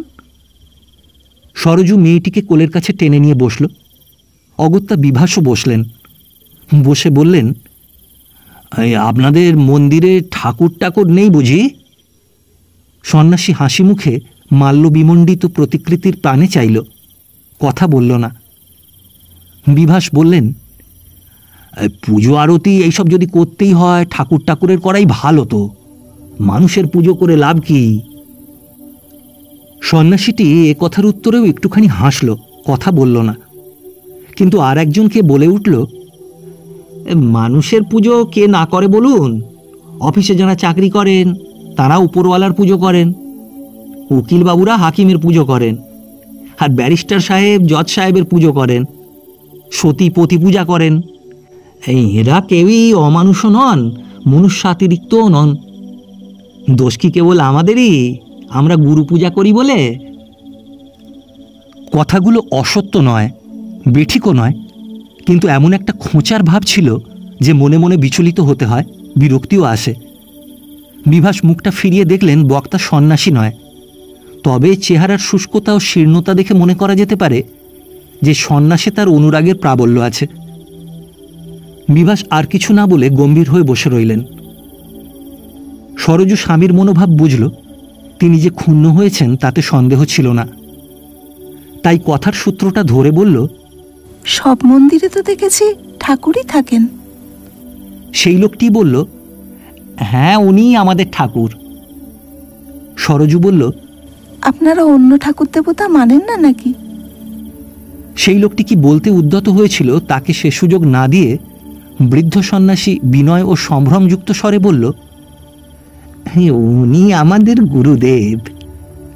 অন্য দেবতা? না, এ জন্মে ওই ঠাকুরের পুজো করছি, পরজন্মে ভাগ্যে যদি থাকে অন্য ঠাকুরের পুজো হতেও পারে। সন্ন্যাসী নয়, আবার সেই লোকটি এই জবাব দিল। বিভাস বললেন, তার মানে? লোকটি তার সেই কাটাছাঁটা ভাবে বলল, মানেটা কি জানেন? এমএ পাশ করবার আগে বিএ পাসটা যেমন না করলেই নয়, এও তাই। বাড়ির একতলাটায় পা না ঠেকিয়ে দোতলা তেতলায় ওঠা যায় কিনা আপনিই বলুন। বিভাস চুপ করে গেলেন। এই লোকটির সঙ্গে কথা বলতে যেন প্রবৃত্তি হয় না। কতকগুলো লোকের স্বভাব আছে, তারা কারণে নয় অকারণেও লোককে ঠক্কর দিয়ে কথা বলে। এই লোকটি সেই শ্রেণীর। আরও দুজন সন্ন্যাসী সেখানে এসে দাঁড়িয়েছিলেন। সরজু তাঁদের উদ্দেশ্যে বলল, আরতি দেখে তৃপ্তি বিশ্বেশ্বরের। সন্ন্যাসী প্রশান্ত হেসে বললেন, তিনি যে মা বিশ্বের ঈশ্বর। নারীসুলভ চাপল্যবশত সরজু বলল, আপনারাও কেন তেমনি করেন না? দেখতে তো ভালোই হয়। তা হয়, কিন্তু আমরা কাকে দেখাবো মা? আমাদের আরতির যে আমরাই দর্শক। দরিদ্রের দেবতা অত্যন্ত অল্পেই তুষ্ট। সন্ন্যাসীর কথা শেষ হওয়া মাত্র সেই লোকটি গায়ে পড়া হয়ে বলে উঠল, হাজার হাজার লোক দেখতে আসবে। ঝনঝনাত শব্দে প্রণামী পড়ার সম্ভাবনা থাকলে পূজা আরতির আয়োজনও বাড়ে, শোভাও বৃদ্ধি পায়। কথাটা সরজুকে আঘাত করল। বোধ করিবা হিন্দু নারী মাত্রই ওই কথায় অন্তরে ক্লেশ অনুভব করবে। ব্যথিত স্বরে বলল, আপনি বলছেন বিশ্বেশ্বরের আরতিটা দোকানদারি? কথাটার জবাব পাওয়ার সুযোগ হলো না। একজন সন্ন্যাসী ক্ষুদ্র একখানি থালা হাতে নাট মন্দিরে এসে দাঁড়ালেন। সরজু চিনল। সন্ন্যাসীর মুখও হাস্যে প্রফুল্ল হয়ে উঠল। তিনি ভারতানন্দ। সন্ন্যাসী কাছে এসে বললেন, মা, প্রসাদ গ্রহণ করুন বলে থালা থেকে 2-4টি কিশমিশ দানা তুলে সরজুর হাতে দিলেন। সরজুর মেয়েটিকে বললেন, তুমি হাত পাতো তো মা। মেয়ে হাত পাতে না। সরজু ইঙ্গিত করতে মেয়ে হাত পাতল। তারপর বিভাসের কাছে গিয়ে সন্ন্যাসী বললেন, আপনাকেও একটু নিতে হবে। সরজু আগ্রহ ভরা দুটি চোখ মেলে চেয়ে আছে দেখে বিভাস হাতটা পেতে কিশমিশ দানা কটি নিল বটে, কিন্তু মুখে দিল না, হাতেই রেখে দিল। বাইরে গিয়ে ফেলে দেবারই তার ইচ্ছে। নাটমন্দিরের একদিকে অনেকগুলি সন্ন্যাসী দাঁড়িয়েছিলেন। প্রসাদ বিতরণের উদ্দেশ্যে সেদিকে যেতে যেতে ফিরে এসে ভারতানন্দ সরজুকে বললেন, যাবেন না মা, আমি আসছি। স্বামী যে যাবার জন্য ব্যস্ত হয়েছেন, সরজু তা বুঝিয়ে বলল, দেরি করবেন না কিন্তু। ভারতানন্দ হেসে চলে গেলেন। বিভাস বললেন, চলো চলো বলেও সরজু ইতস্তত করতে লাগল। একজন সন্ন্যাসী এসে মন্দিরের দ্বার বন্ধ করে দিয়ে গেল। বিভাস বললেন, আর কেন, চলো না। তাঁরা বাইরে এসে পড়লেন। জুতো পরছেন। ভারতানন্দ সরজুর পাশে এসে দাঁড়ালেন। বললেন, মা, অতিথি সন্ন্যাসী সকলেই আজ পরম তৃপ্তিপূর্বক ভোজন করেছেন। সরজু মুখ তুলে একটু হাসল। সন্ন্যাসী বললেন, এই হিসেবটা এখনো হয়নি, তবে অনেকগুলো টাকা বেঁচেছে তা জানি। বোধহয় টাকা 30 হবে। সরজু হেসে বলল, টাকা তো মোটে 50টি, তার 30 টাকায় যদি বাঁচলো তবে কিরকম খাওয়ালেন ঠাকুর? সন্ন্যাসী বললেন, মা, তোমার পুণ্যে অন্য দিনের 3 গুণ অতিথির সমাগম হয়েছিল আজ। আমরাও কম লোক নেই মা। সকলেই পরিতোষপূর্বক ভোজন করেছেন। হিসেব করে টাকাটা কাল সকালের দিকেই দিয়ে আসব। না না, দিয়ে আসতে হবে না, ওটা দিয়ে আর একদিন সকলকে। সন্ন্যাসী বাধা দিয়ে স্নিগ্ধ কণ্ঠে বললেন, মা অন্নপূর্ণা, সন্তান স্নেহে অন্ধ হয়ে তাদের আলস্যের প্রশ্রয় দেবেন না। বাকিটা কালই দিয়ে আসব। এত তাড়া কেন ঠাকুর?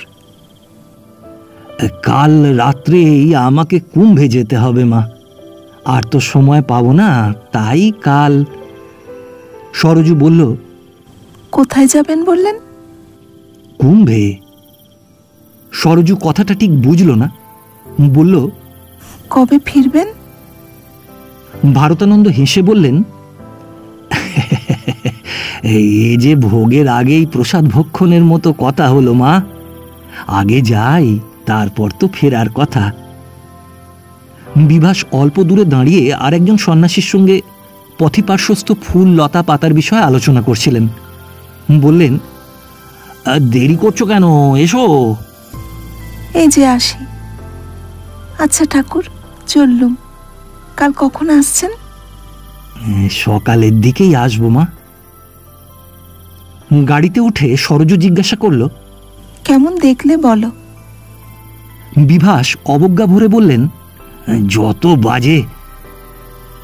অন্ধকারে বিভাস দেখতে পেলেন না কথাটা সরজুকে কতখানি আঘাত করল। সরজুর অনেক কিছু বলবার ছিল, আলোচনা করবার ছিল, জিজ্ঞাসা ছিল। এই রূঢ় বাক্যে মনের ইচ্ছা অঙ্কুরেই বিনষ্ট হয়ে গেল। সারা পথ কেউ কোনো কথাই বলল না। ভারতানন্দ এলেন না। একটি অল্পবয়স্ক সন্ন্যাসী গেটের কাছে বাড়ির সরকার মশাইকে পেয়ে তাঁর হাতে 31 টাকা 12 আনা পয়সা দিয়ে মাকে দিতে বলে চলে গেলেন। সরকারকে সরজু ধমক দিয়ে বলল, তাকে ডেকে আনলেন না কেন? জানেন তো আপনি, তিনি বরাবর ভেতরেই আসেন। তিনি নন মা, অন্য একজন সন্ন্যাসী। তিনি নন? ঠিক জানেন? হ্যাঁ, ঠিক জানি মা, তিনি নন। সরকার চলে যাচ্ছিল, সরজু ডেকে বলল, কিন্তু তিনি নিজেই আসবেন বলেছিলেন আমাকে। আপনি চিনতে ভুল করেননি তো? না মা, ভুল করব কেন? তাকে নিয়ে সেদিন বড় বাজারে কম্বল কিনতে গেলুম, অতক্ষণ একসঙ্গে রইলুম, কত কথা কইলুম, তাকে চিনতে পারবো না? সরজু আর কিছু বলল না, ম্লান মুখে অন্যত্র চলে গেল।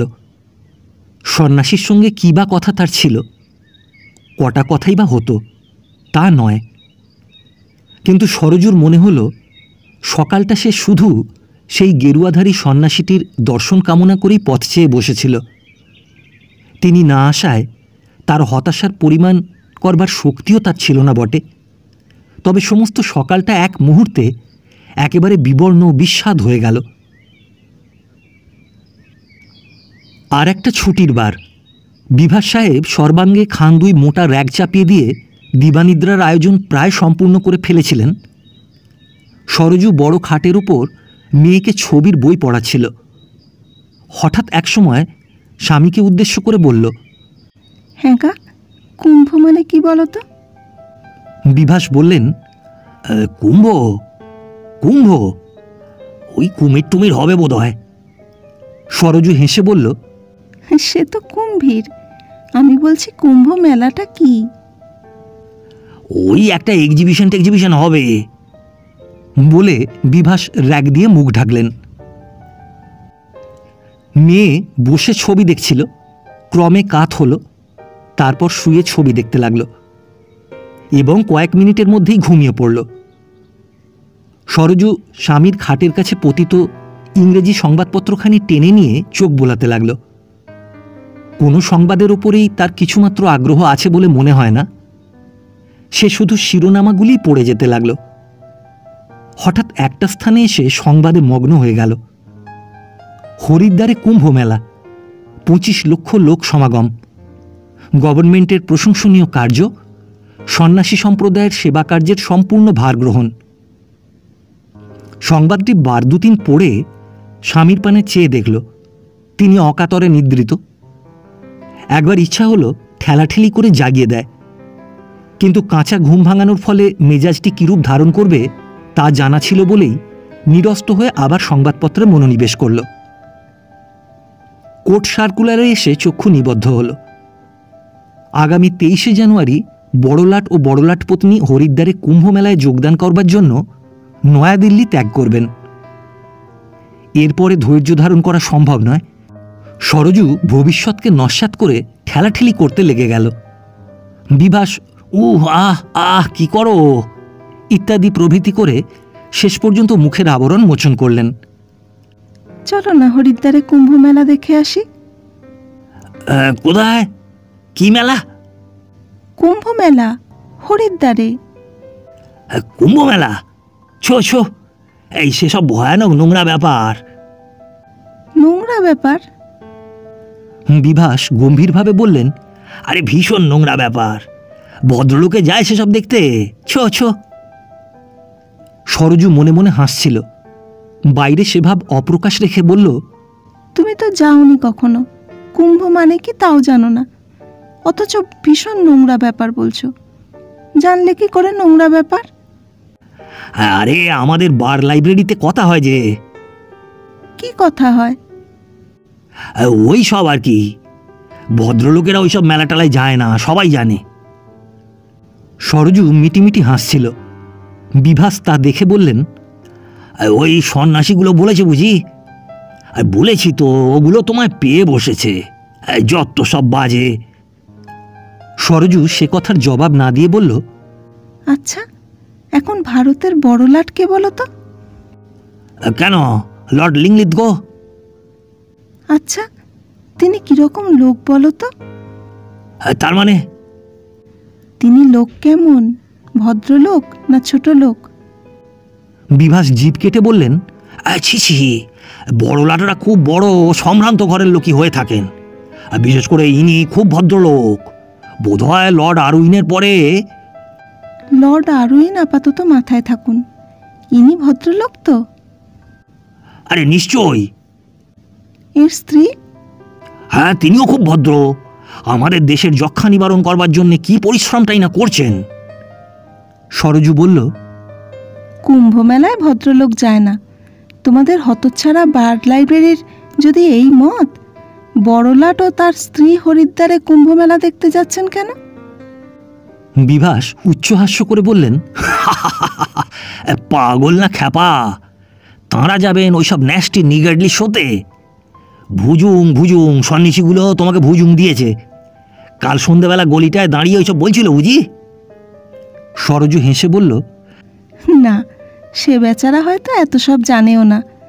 তোমাদের কাছে যার কথা বেদবাক্য, বাইবেল কোরআনের বাক্য, এসেই স্টেটসম্যানের খবর পড়ে দেখো। বলে সেই স্থানটা দেখিয়ে দিল। বিভাস পড়লেন এবং পড়তে পড়তে তাঁর তালু পর্যন্ত শুকিয়ে উঠল। সরজু হাসতে হাসতে জিজ্ঞাসা করল, খবরটা ভুল না বড়লাট সাহেব আর তার স্ত্রীটি ছোট লোক? এখন কি বলতে চাও তাই বলো। সুবুদ্ধি বিভাস হেসে বললেন, তাঁরা রগর দেখতে যাচ্ছেন, এটা আর বুঝলে না? বুঝলুম না, আবার খুব বুঝলুম। আমরা ওই রগর দেখতেই যাব, এও বুঝলুম। বিভাস এমন জোরে একটা হাস্য করে উঠলেন যে তার দ্বারা এই বোঝা গেল যে কথাটা কেবলমাত্র হেসে উড়িয়ে দেবারই মতো। বয় পাশের ঘরে চায়ের টেবিল সাজিয়ে এসে খবর দিল যে চা টেবিল পর, এবং প্রায় সঙ্গে সঙ্গেই বেয়ারা সংবাদ দিল যে ব্যানার্জি সাহেব এসেছেন। তাঁকে চায়ের টেবিলে আনতে নির্দেশ দিয়ে বিভাস হাত মুখ ধুতে বাথরুমে প্রবেশ করলেন। ব্যানার্জি সাহেব তাঁর জুনিয়র। পরদিন বার লাইব্রেরিতে শোনা গেল বারের লিডার সরকার সাহেব গতরাত্রে হরিদ্বার যাত্রা করেছেন। সঙ্গে মাতা, পত্নী, দুহিতা, পুত্র প্রভৃতিও আছেন। সরকার সাহেব খাঁটি সাহেব। বছরে একবার, কখনো দুবার, সমুদ্রপথেই হোক বায়ুপথেই হোক, হোম পরিদর্শন করে আসেন। ডেভনে তার গৃহখানি বহু ইংরাজেরও লোভের ও ঈর্ষার উদ্রেক করে। এহেন সরকার সাহেব সপরিবারে কুম্ভ মেলায় পুণ্য সঞ্চয় করতে গেছেন শুনে বার লাইব্রেরিতে মহা হইচই পড়ে গেল। একজন বঙ্গ সাহিত্য রসিক নব্য ব্যারিস্টার বললেন, এই প্রায় 50 বছর আগে কবি ডিএল রায় ভবিষ্যৎ দৃষ্টি বলে এই দৃশ্য দেখেই গান লিখেছিলেন। ছেলেবেলায় লক্ষ্মীর মতো পক্ষীর মাংস খাননি কে, ভব নদীর পাড়ে গিয়ে বেড়াল বসেছেন আননি কে। সরকার সাহেবের বেলায় পক্ষীর মাংস বদলে বৃহৎ চতুষ্পদ মাংস করা যেতে পারে। খুব একটা হাসির হুল্লোড় উঠল।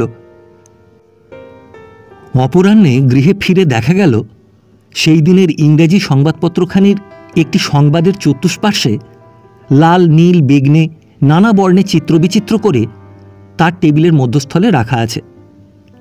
বিভাস সাহেব টাই খোলা বন্ধ রেখে সংবাদপত্রটি তুলে নিয়ে পাঠ করলেন। সংযুক্ত প্রদেশের গভর্নর সস্ত্রীক হরিদ্বারে পৌঁছেছেন। কোর্ট সার্কুলার মারফত এই মহামূল্য সংবাদ প্রচার করা হয়েছে। সাহেব মনে মনে হেসে পোশাক পরিবর্তন করে দ্বিতলে গেলেন। সংবাদপত্রখানি হাতে নিলেন। সরজু বলল, রগর দেখবার লোক কেবলই বেড়ে যাচ্ছে, তা দেখছো তো? বিভাস বললেন, হ্যাঁ তাই তো দেখছি। ভাবছি 200 রগর 400 মজা না দেখে তো আর থাকা যায় না। গোছগাছ করতে লেগে যাও আর কি। সত্যি? মিথ্যে হবার জোকি। খোদ সরকার সাহেব কাল রাত্রের পাঞ্জাব মেলে রওনা হয়ে গিয়েছেন। ব্যারিস্টার মহলে সরকার সাহেবের দুর্দণ্ড প্রতাপ ও অখণ্ড প্রভাব। বিভাসের কথা আরও স্বতন্ত্র, কারণ ব্যারিস্টারিতে হাতে খড়ি দিয়েছিলেন সরকার সাহেব। বারে এই যে প্রতিষ্ঠা, তারও মূলে সরকার সাহেব। ব্যারিস্টার পত্নীর কাছে এই সকল গূঢ় তত্ত্ব অবিদিত ছিল না। সরজুর আর সবুর সয় না, বলল, আমরা কবে যাব? আজই? আজ আর কি করে হবে, গাড়ি রিজার্ভ করতে হবে, থাকবার একটা জায়গাও ঠিক করা চাই। সরকার সাহেবকে একটা টেলিগ্রাম করে দেবো মনে করছি, বাসা টাসা পাওয়া যাবে কিনা জানবার জন্যে। সরজু খানিকটা হতাশ হয়ে পড়ে বলল, বাসার জন্য অত ভাবনা চিন্তার দরকার নেই, সে যা হয় একটা হবেক্ষণ। না না, একটা কথা পাওয়া দরকার, আজ টেলিগ্রাম করলে কালই জবাব পাওয়া যাবে। তবে তাই করো। বলে সরজু তখনই তারের ফর্ম, কলম প্রভৃতি এনে নিল। বলল, তার ঠিকানার কি হবে? ওই mister Sarkar of Calcutta bar hardware, এই বলে দিলেই হবে, তাকে না চেনে কে। ঠিক তাই পরের দিন সকালেই জবাব এলো, একটা বাড়ি ঠিক করেছি, আসতে পারো।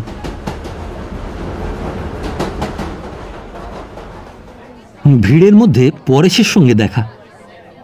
কতকগুলি বালক একটা বাক্সের কাঁচে চোখ লাগিয়ে কলকাতা দেখো, কাশী দেখো, বৃন্দাবন দেখো এইসব দেখছিল। পরেশ তাদেরই নায়ক। বিভাস সাশ্চর্যে বলল, এই এখানে কি করছিস, কবে এলি, আর কোথায় আছিস? পরেশ জবাবে বলল, এই ছেলেগুলো তাদের স্কুলের ছেলে, এদের অভিভাবক হয়ে তাকে 3-4 দিন হলো এখানে আসতে হয়েছে, আছে সেবা ধর্ম ভারতে। পরেশ বিলাতে গিয়ে গোটা কত গালভরা ডিগ্রি টিগ্রি এনেছিল, ভালো চাকরি বাকরি জোটবার সম্ভাবনাও ছিল। সে আশা ভরসা না করে গ্রামের স্কুলে মাস্টারি করতে চলে গেছে। তার বন্ধুবান্ধবরা এইটুকু সংবাদ জানতেন, কিন্তু পরেশ যে এমন একটা গাঁইয়া ভূত হয়ে পড়তেও পারে এ কল্পনা করাও যায় না। বিভাস কি আর সাধে অবাক হয়েছিলেন? হেসে বললেন, তা সেখানে কেন, সন্ন্যাসী হবার ইচ্ছেও আছে নাকি? পরেশ দেখো দেখোওয়ালাকে পয়সা চুকিয়ে দিয়ে চলতে চলতে বলল, বড় কষ্ট, ইচ্ছে থাকলেও পারা যাবে না, ও একটা আলাদা জাত, বুঝলে না হে বিভাস? বিভাস হেসে বললেন, আলাদা জাত কীরকম? শুনবে কীরকম? শোনো, একটা দৃষ্টান্ত দেবো।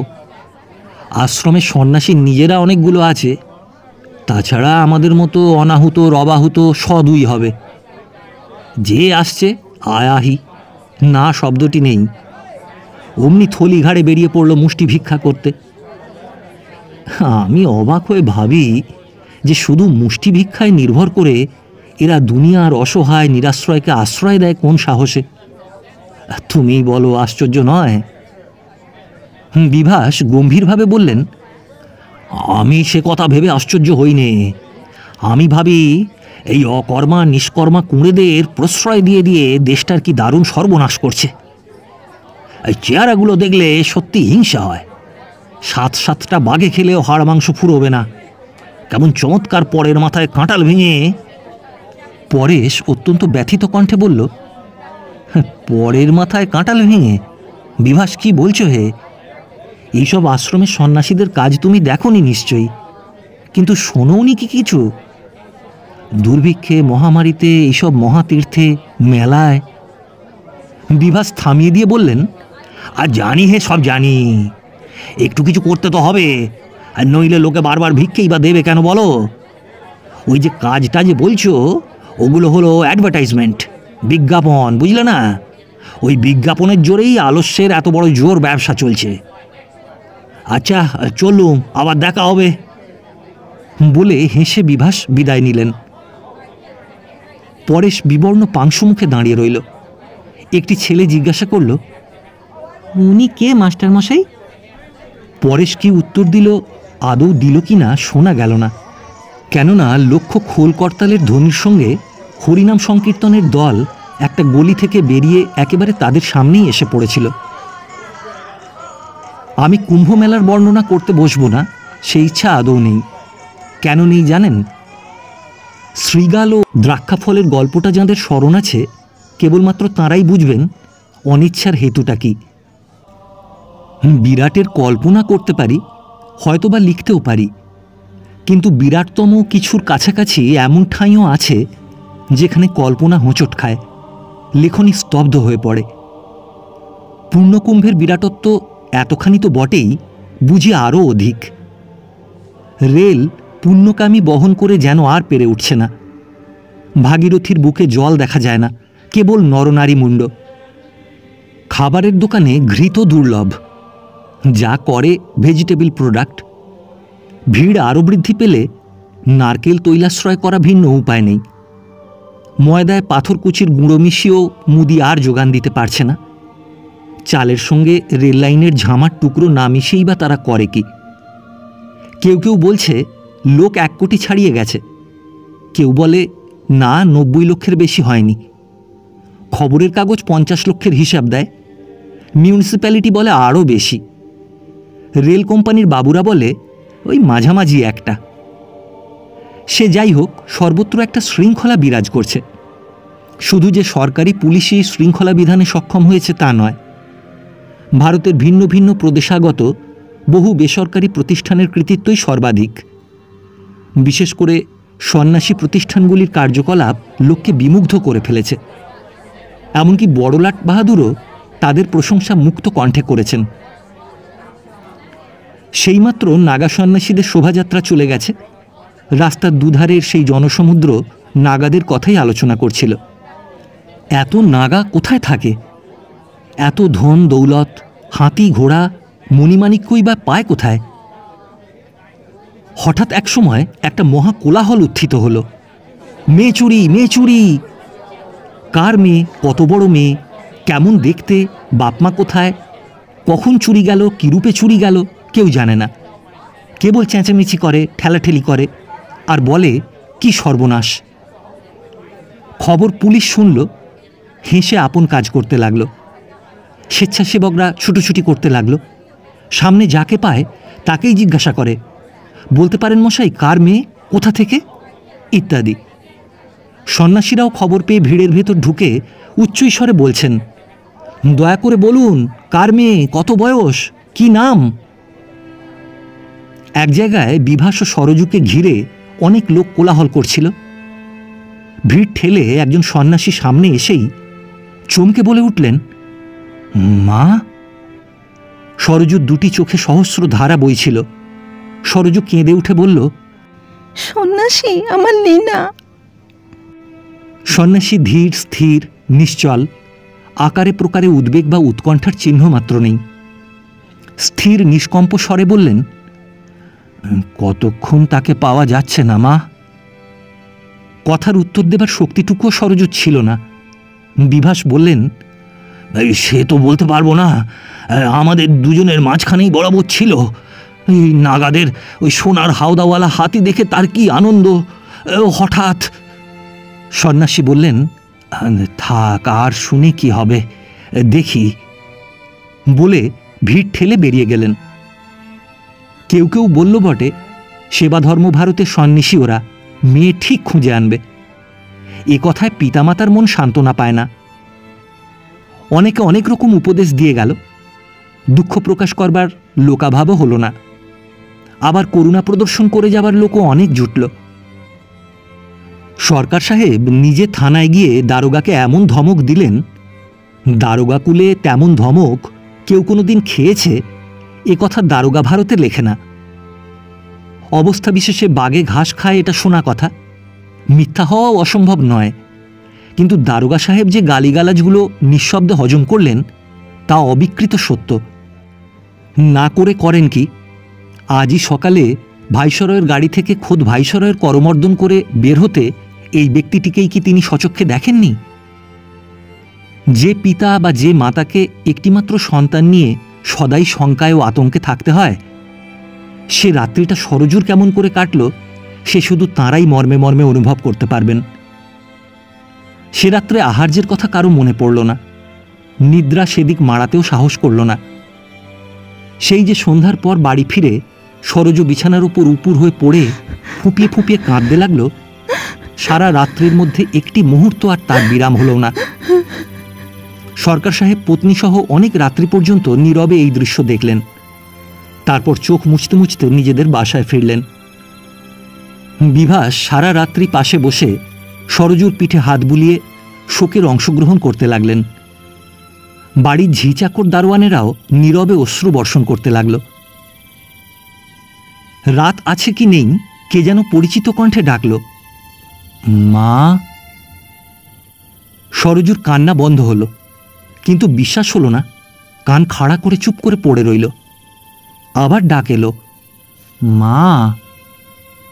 সরজু ধর্মর করে উঠে বসে বিভাসকে বলল, দেখো না গো, বাইরে কে যেন ডাকছে মা বলে। শটটা যে সন্ন্যাসীর এ কথা সাহস করে সে বলতে পারল না।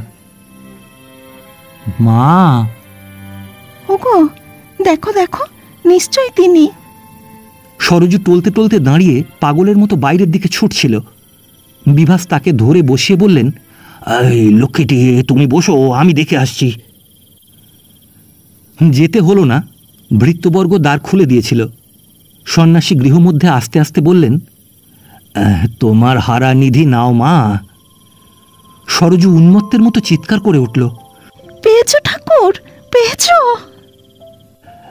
এই যে মা তোমার লীনা, বলে সন্ন্যাসী গাত্রাবরণ মুক্ত করলেন। লীনা তাঁর কাঁধের উপর ঘুমিয়ে পড়েছিল। মা যখন দুহাতে প্রবল আকর্ষণ করলেন, তার ঘুম ভেঙে গেল। কেঁদে উঠে বলল, লীনা, লীনা মা আমার, এই যে আমি, দেখ দেখ। লীনা ভয় কাঁপছিল, চোখ চাইল না। সরজু তাকে কোলের উপর শুইয়ে ভয় ভাঙাবার চেষ্টা করতে লাগল। বিভাস বললেন, এই কোথায় পেলেন সন্ন্যাসী? সন্ন্যাসী স্মিত মুখে বললেন, গুরু মিলিয়ে দিলেন মা। বিভাস বললেন, কত দূরে? সন্ন্যাসী বললেন, প্রায় 25 মাইল দূরে, বেদেদের আড্ডায়। লীনার গায়ে কি কোনো গয়না ছিল মা? সরজু শুনতে পেল কিনা বলা যায় না। একটা ঝি দাঁড়িয়েছিল, সেই বলল, এই গলায় এক গাছি হার ছিল আর দু হাতে দু গাছি চুড়ি। সেগুলো গেছে, বলে সন্ন্যাসী সরজুকে বললেন, মা, ওকে একটু গরম দুধ খেতে দাও।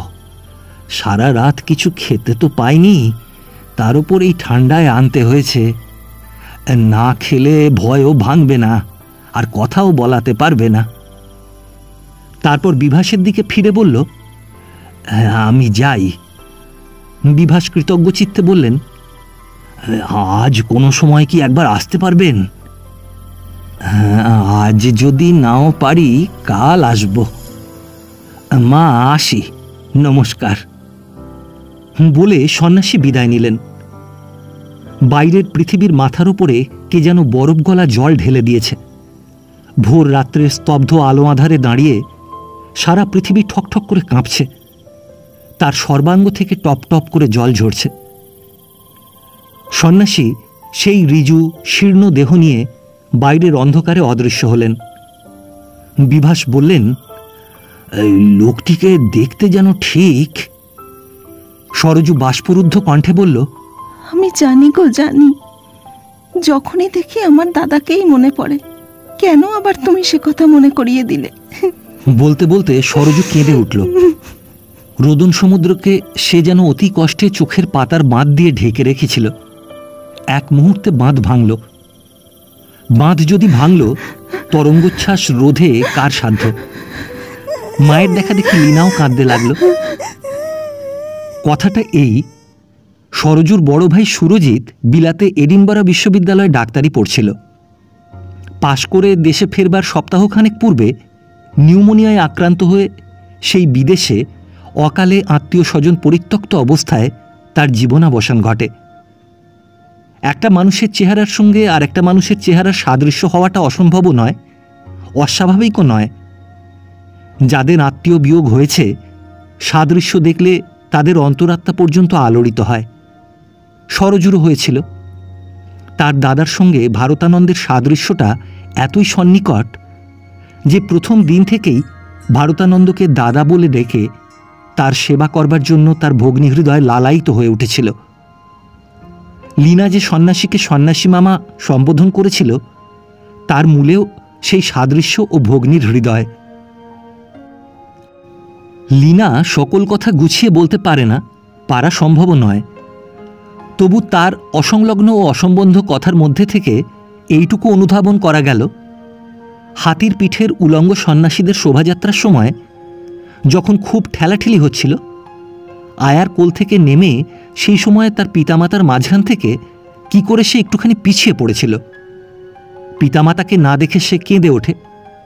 গায়ে অনেক গয়না পরা একটি স্ত্রীলোক তাকে কোলে তুলে কী সব বলতে বলতে ভিড়ের ভেতর থেকে বেরিয়ে আসে। খানিক দূর আসার পর একজন পুরুষ ও আরেকজন স্ত্রীলোক, তার গায়েও অনেক গয়না, এসে যোগ দেয়। সে তখন খুব কাঁদছিল। সেই পুরুষটি একখানা রুমাল দিয়ে তার মুখটা বেঁধে ফেলে। তারপর তারা কাপড়ের এক ঘরের মধ্যে এনে মুখ খুলে দেয়। লীনা কাঁদলে তারা 4-5 জনে 4-5খানা বড় বড় ছুরি বের করে দেখায়। লীনা ভয় পেয়ে চুপ করে। তারা গলার হার ও হাতের চুড়িগুলো খুলে নিয়েছিল। তখন অনেক রাত্রি হয়েছে। লীনা আর চিৎকার করে কাঁদেনি, ফুঁপিয়ে ফুঁপিয়ে কাঁদতে কাঁদতে ঘুমিয়ে পড়েছিল। আর কিছু জানে না। তবে তাদের অনেকগুলো ঘোড়া, উট, মোষ, গরু, ছাগল ও ভেড়া ছিল সে দেখেছে। কাপড়ের ঘরগুলো ছোট ছোট, তার মধ্যে কুকুর, মুরগি, হাঁস এসবও ছিল। তাদেরই মাঝে দড়ির খাটিয়ায় সে শুয়ে পড়ে কাঁদছিল। এই বর্ণনা থেকে এ বুঝতে কারো বিলম্ব হল না যে সেটা বেদেদের আড্ডাই বটে। বেদে সকল দেশেই বেদে।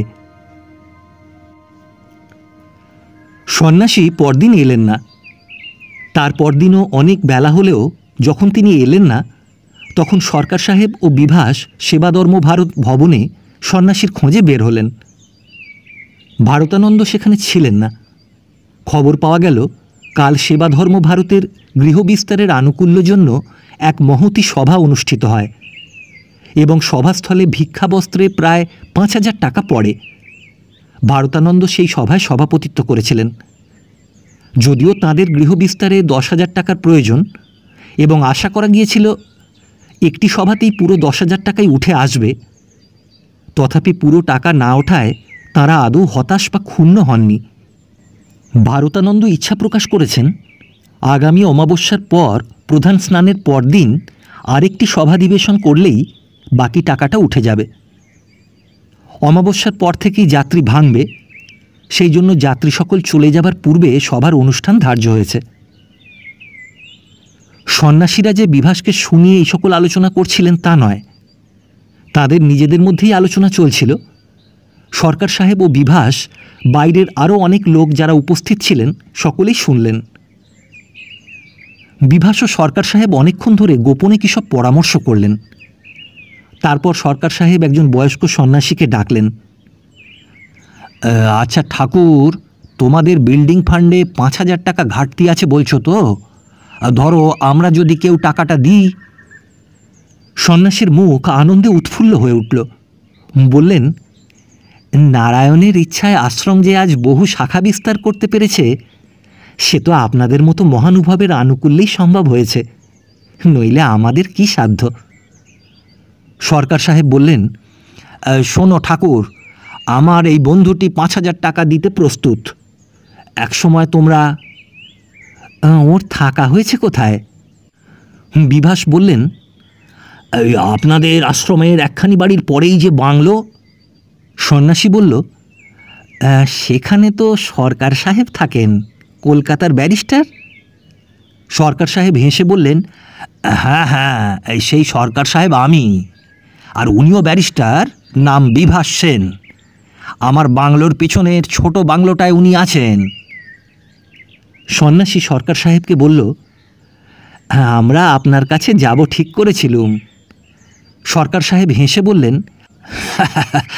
আমার কাছে নয়, আমার কাছে নয়, বরং যে সময় আমি থাকবো না সেই সময় মেম সাহেবের কাছে যাবেন, নিরাশ হতে হবে না।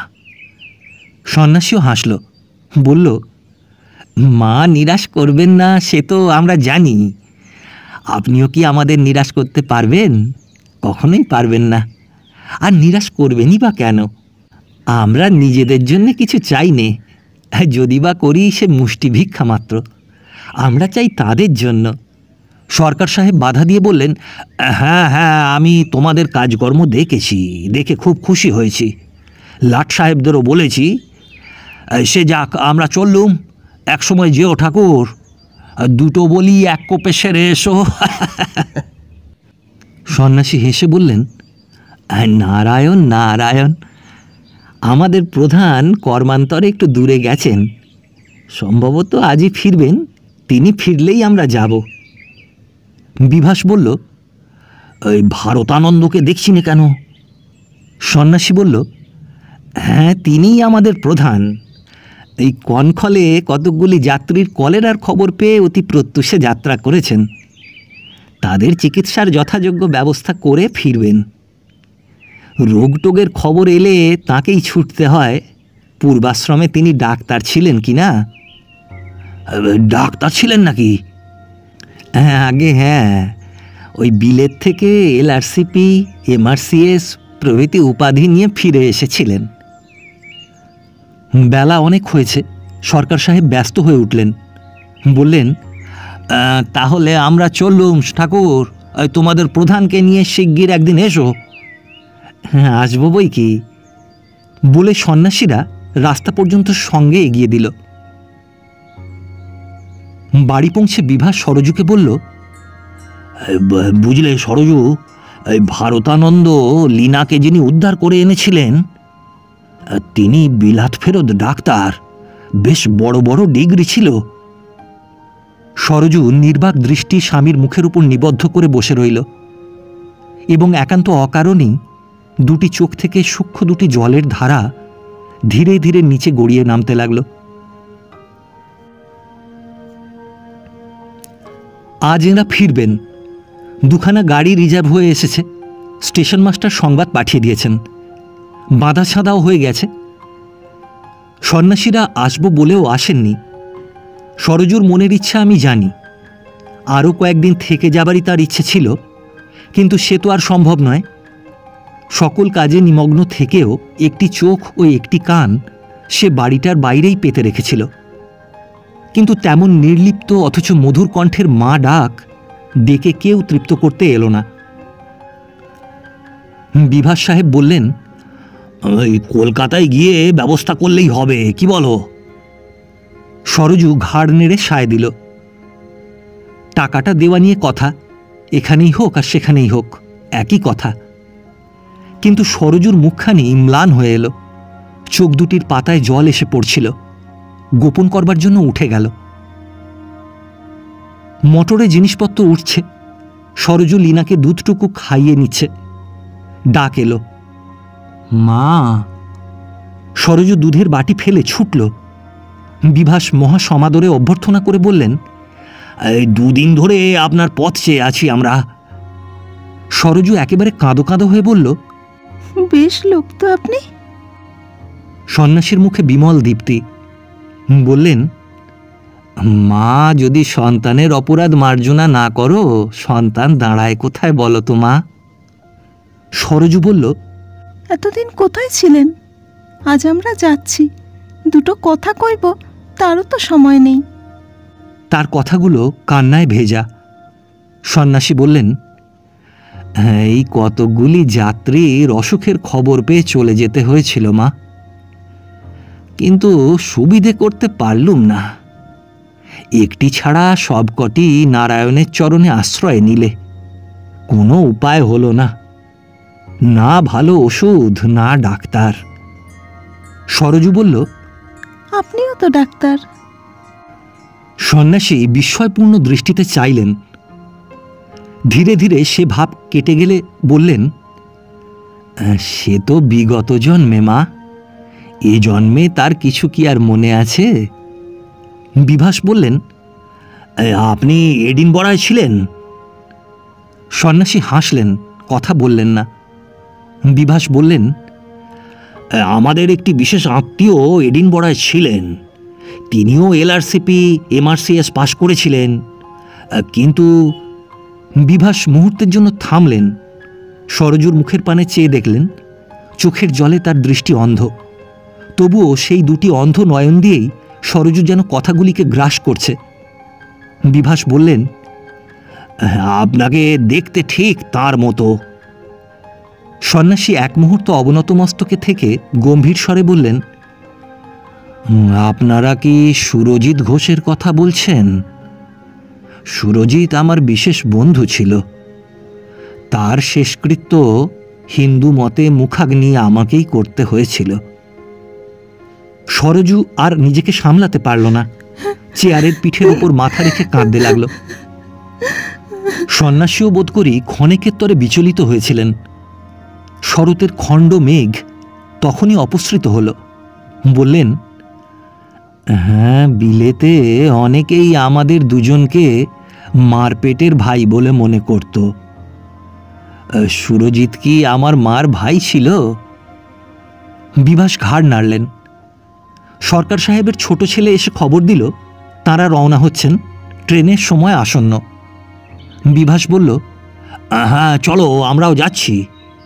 সন্ন্যাসীকে বললেন, আপনি কি আশ্রম থেকে আসছেন? আমাদের প্রস্তাবটা শুনেছেন? হ্যাঁ, শুনেছি। আমি চেক লিখেই রেখেছি। বাক্সটা বোধ করি গাড়িতে উঠে গেছে। যদি কাউকে আমাদের সঙ্গে দেন, ওই স্টেশনে গিয়ে চেকখানা তাঁর হাতে দিই। সন্ন্যাসীর প্রশান্ত মুখ, কণ্ঠস্বর ততোধিক প্রশান্ত। বললেন, আপনার দান শিরোধার্য, কিন্তু আশ্রমের জন্যেও টাকাটা আমরা নিতে পারবো না। বিভাস সরজু দুজনেই চমকিত হলেন। মুখ দিয়ে অনেকক্ষণ পর্যন্ত কথা বের হল না। কিছু পরে বিভাস ম্লান মুখে বললেন, অপরাধ। সন্ন্যাসী কৃতাঞ্জলি পুটে বললেন, অমন কথা বলবেন না। তবে নেবেন না কেন ঠাকুর? সন্ন্যাসী নতমুখে স্নিগ্ধ কণ্ঠে বললেন, আমরা দ্বারে দ্বারে ভিক্ষা করি, দুস্থ আতুরের সেবা করি। কিন্তু সন্ন্যাসী থামলেন, আবার বললেন, উপকার বিক্রয় সন্ন্যাসীর ধর্ম নয়। তারপর সরজুর পানে চেয়ে বললেন, মা অন্নপূর্ণা, রাজরাজেশ্বরী তুমি। আমার বিশ্বাস আমার কথা তুমি ঠিক বুঝেছ। সরজু নতনেত্রে ঘাড় নাড়ল, বুঝেছে। বিভাস বললেন, কিন্তু আমি যে লীনার নাম করে ওই টাকাটা দিতে চাই ঠাকুর, নইলে আমরাও তো মনে শান্তি পাব না। নারায়ণ তার পথ করে দিয়েছেন। ওই যে কনখলের কথা বলছিলাম, আধা সরকারি একটি হাসপাতাল আছে। তাতে না আছে ওষুধ, না আছে কোনো যন্ত্র। লীনা মায়ের নাম করে টাকাটা সেই হাসপাতালে দিন, বহু দুস্থ আর্ত উপকৃত হবে। বিভাস সোৎসাহে বললে, বেশ কথা, তাই দেবো। তুমি চলো আমার সঙ্গে স্টেশনে। সন্ন্যাসী মৃদু হেসে বললেন, বললুম তো, সেটা আধা সরকারি ব্যাপার। সরকার বাহাদুর যত্ন করুন আর নাই করুন, তার ভালো বা মন্দ যা কিছু সরকারের হাত দিয়েই করতে হবে। সংযুক্ত প্রদেশের সরকারকে একটা চিঠির সঙ্গে টাকাটা পাঠিয়ে দেবেন। অগত্যা তাই। বিভাস সম্মত হলেন, কিন্তু সরজুর মুখ দেখে বোঝা গেল সে প্রসন্ন হতে পারেনি। সন্ন্যাসী বললেন, আসি মা। নারায়ণ পথের বিঘ্ন দূর করুন, তোমাদের মঙ্গল করুন। সরজু বলল, কবে কলকাতা ফিরবে ঠাকুর? কলকাতা ফেরবার আশা অত্যন্ত কম মা, আমাকে এখানেই থাকতে হবে। সরজু অত্যন্ত দুঃখিতভাবে বলল, তবু যখন ফিরবে দেখা করবে বলো। সন্ন্যাসী হাসলেন, এ সেই হাসি। বললেন, মা, হরিদ্বার মহাতীর্থ, এখানে প্রতিশ্রুতি দেওয়া কি মানুষের সাধ্য? সরজু বলল, তুমি পাষাণ। সন্ন্যাসী হাসছিল, বলল, না মা, আমি সন্ন্যাসী মাত্র। নমস্কার নমস্কার। লীনা মা জননী, তোমাকেও নমস্কার। ভারতানন্দ নিষ্ক্রান্ত হয়ে গেলেন। সরজুর চোখ দিয়ে জল গড়াচ্ছিল। বিভাস সস্নেহে তার বাহু ধারণ করে বললেন, চলো, বড্ড দেরি হয়ে গেছে।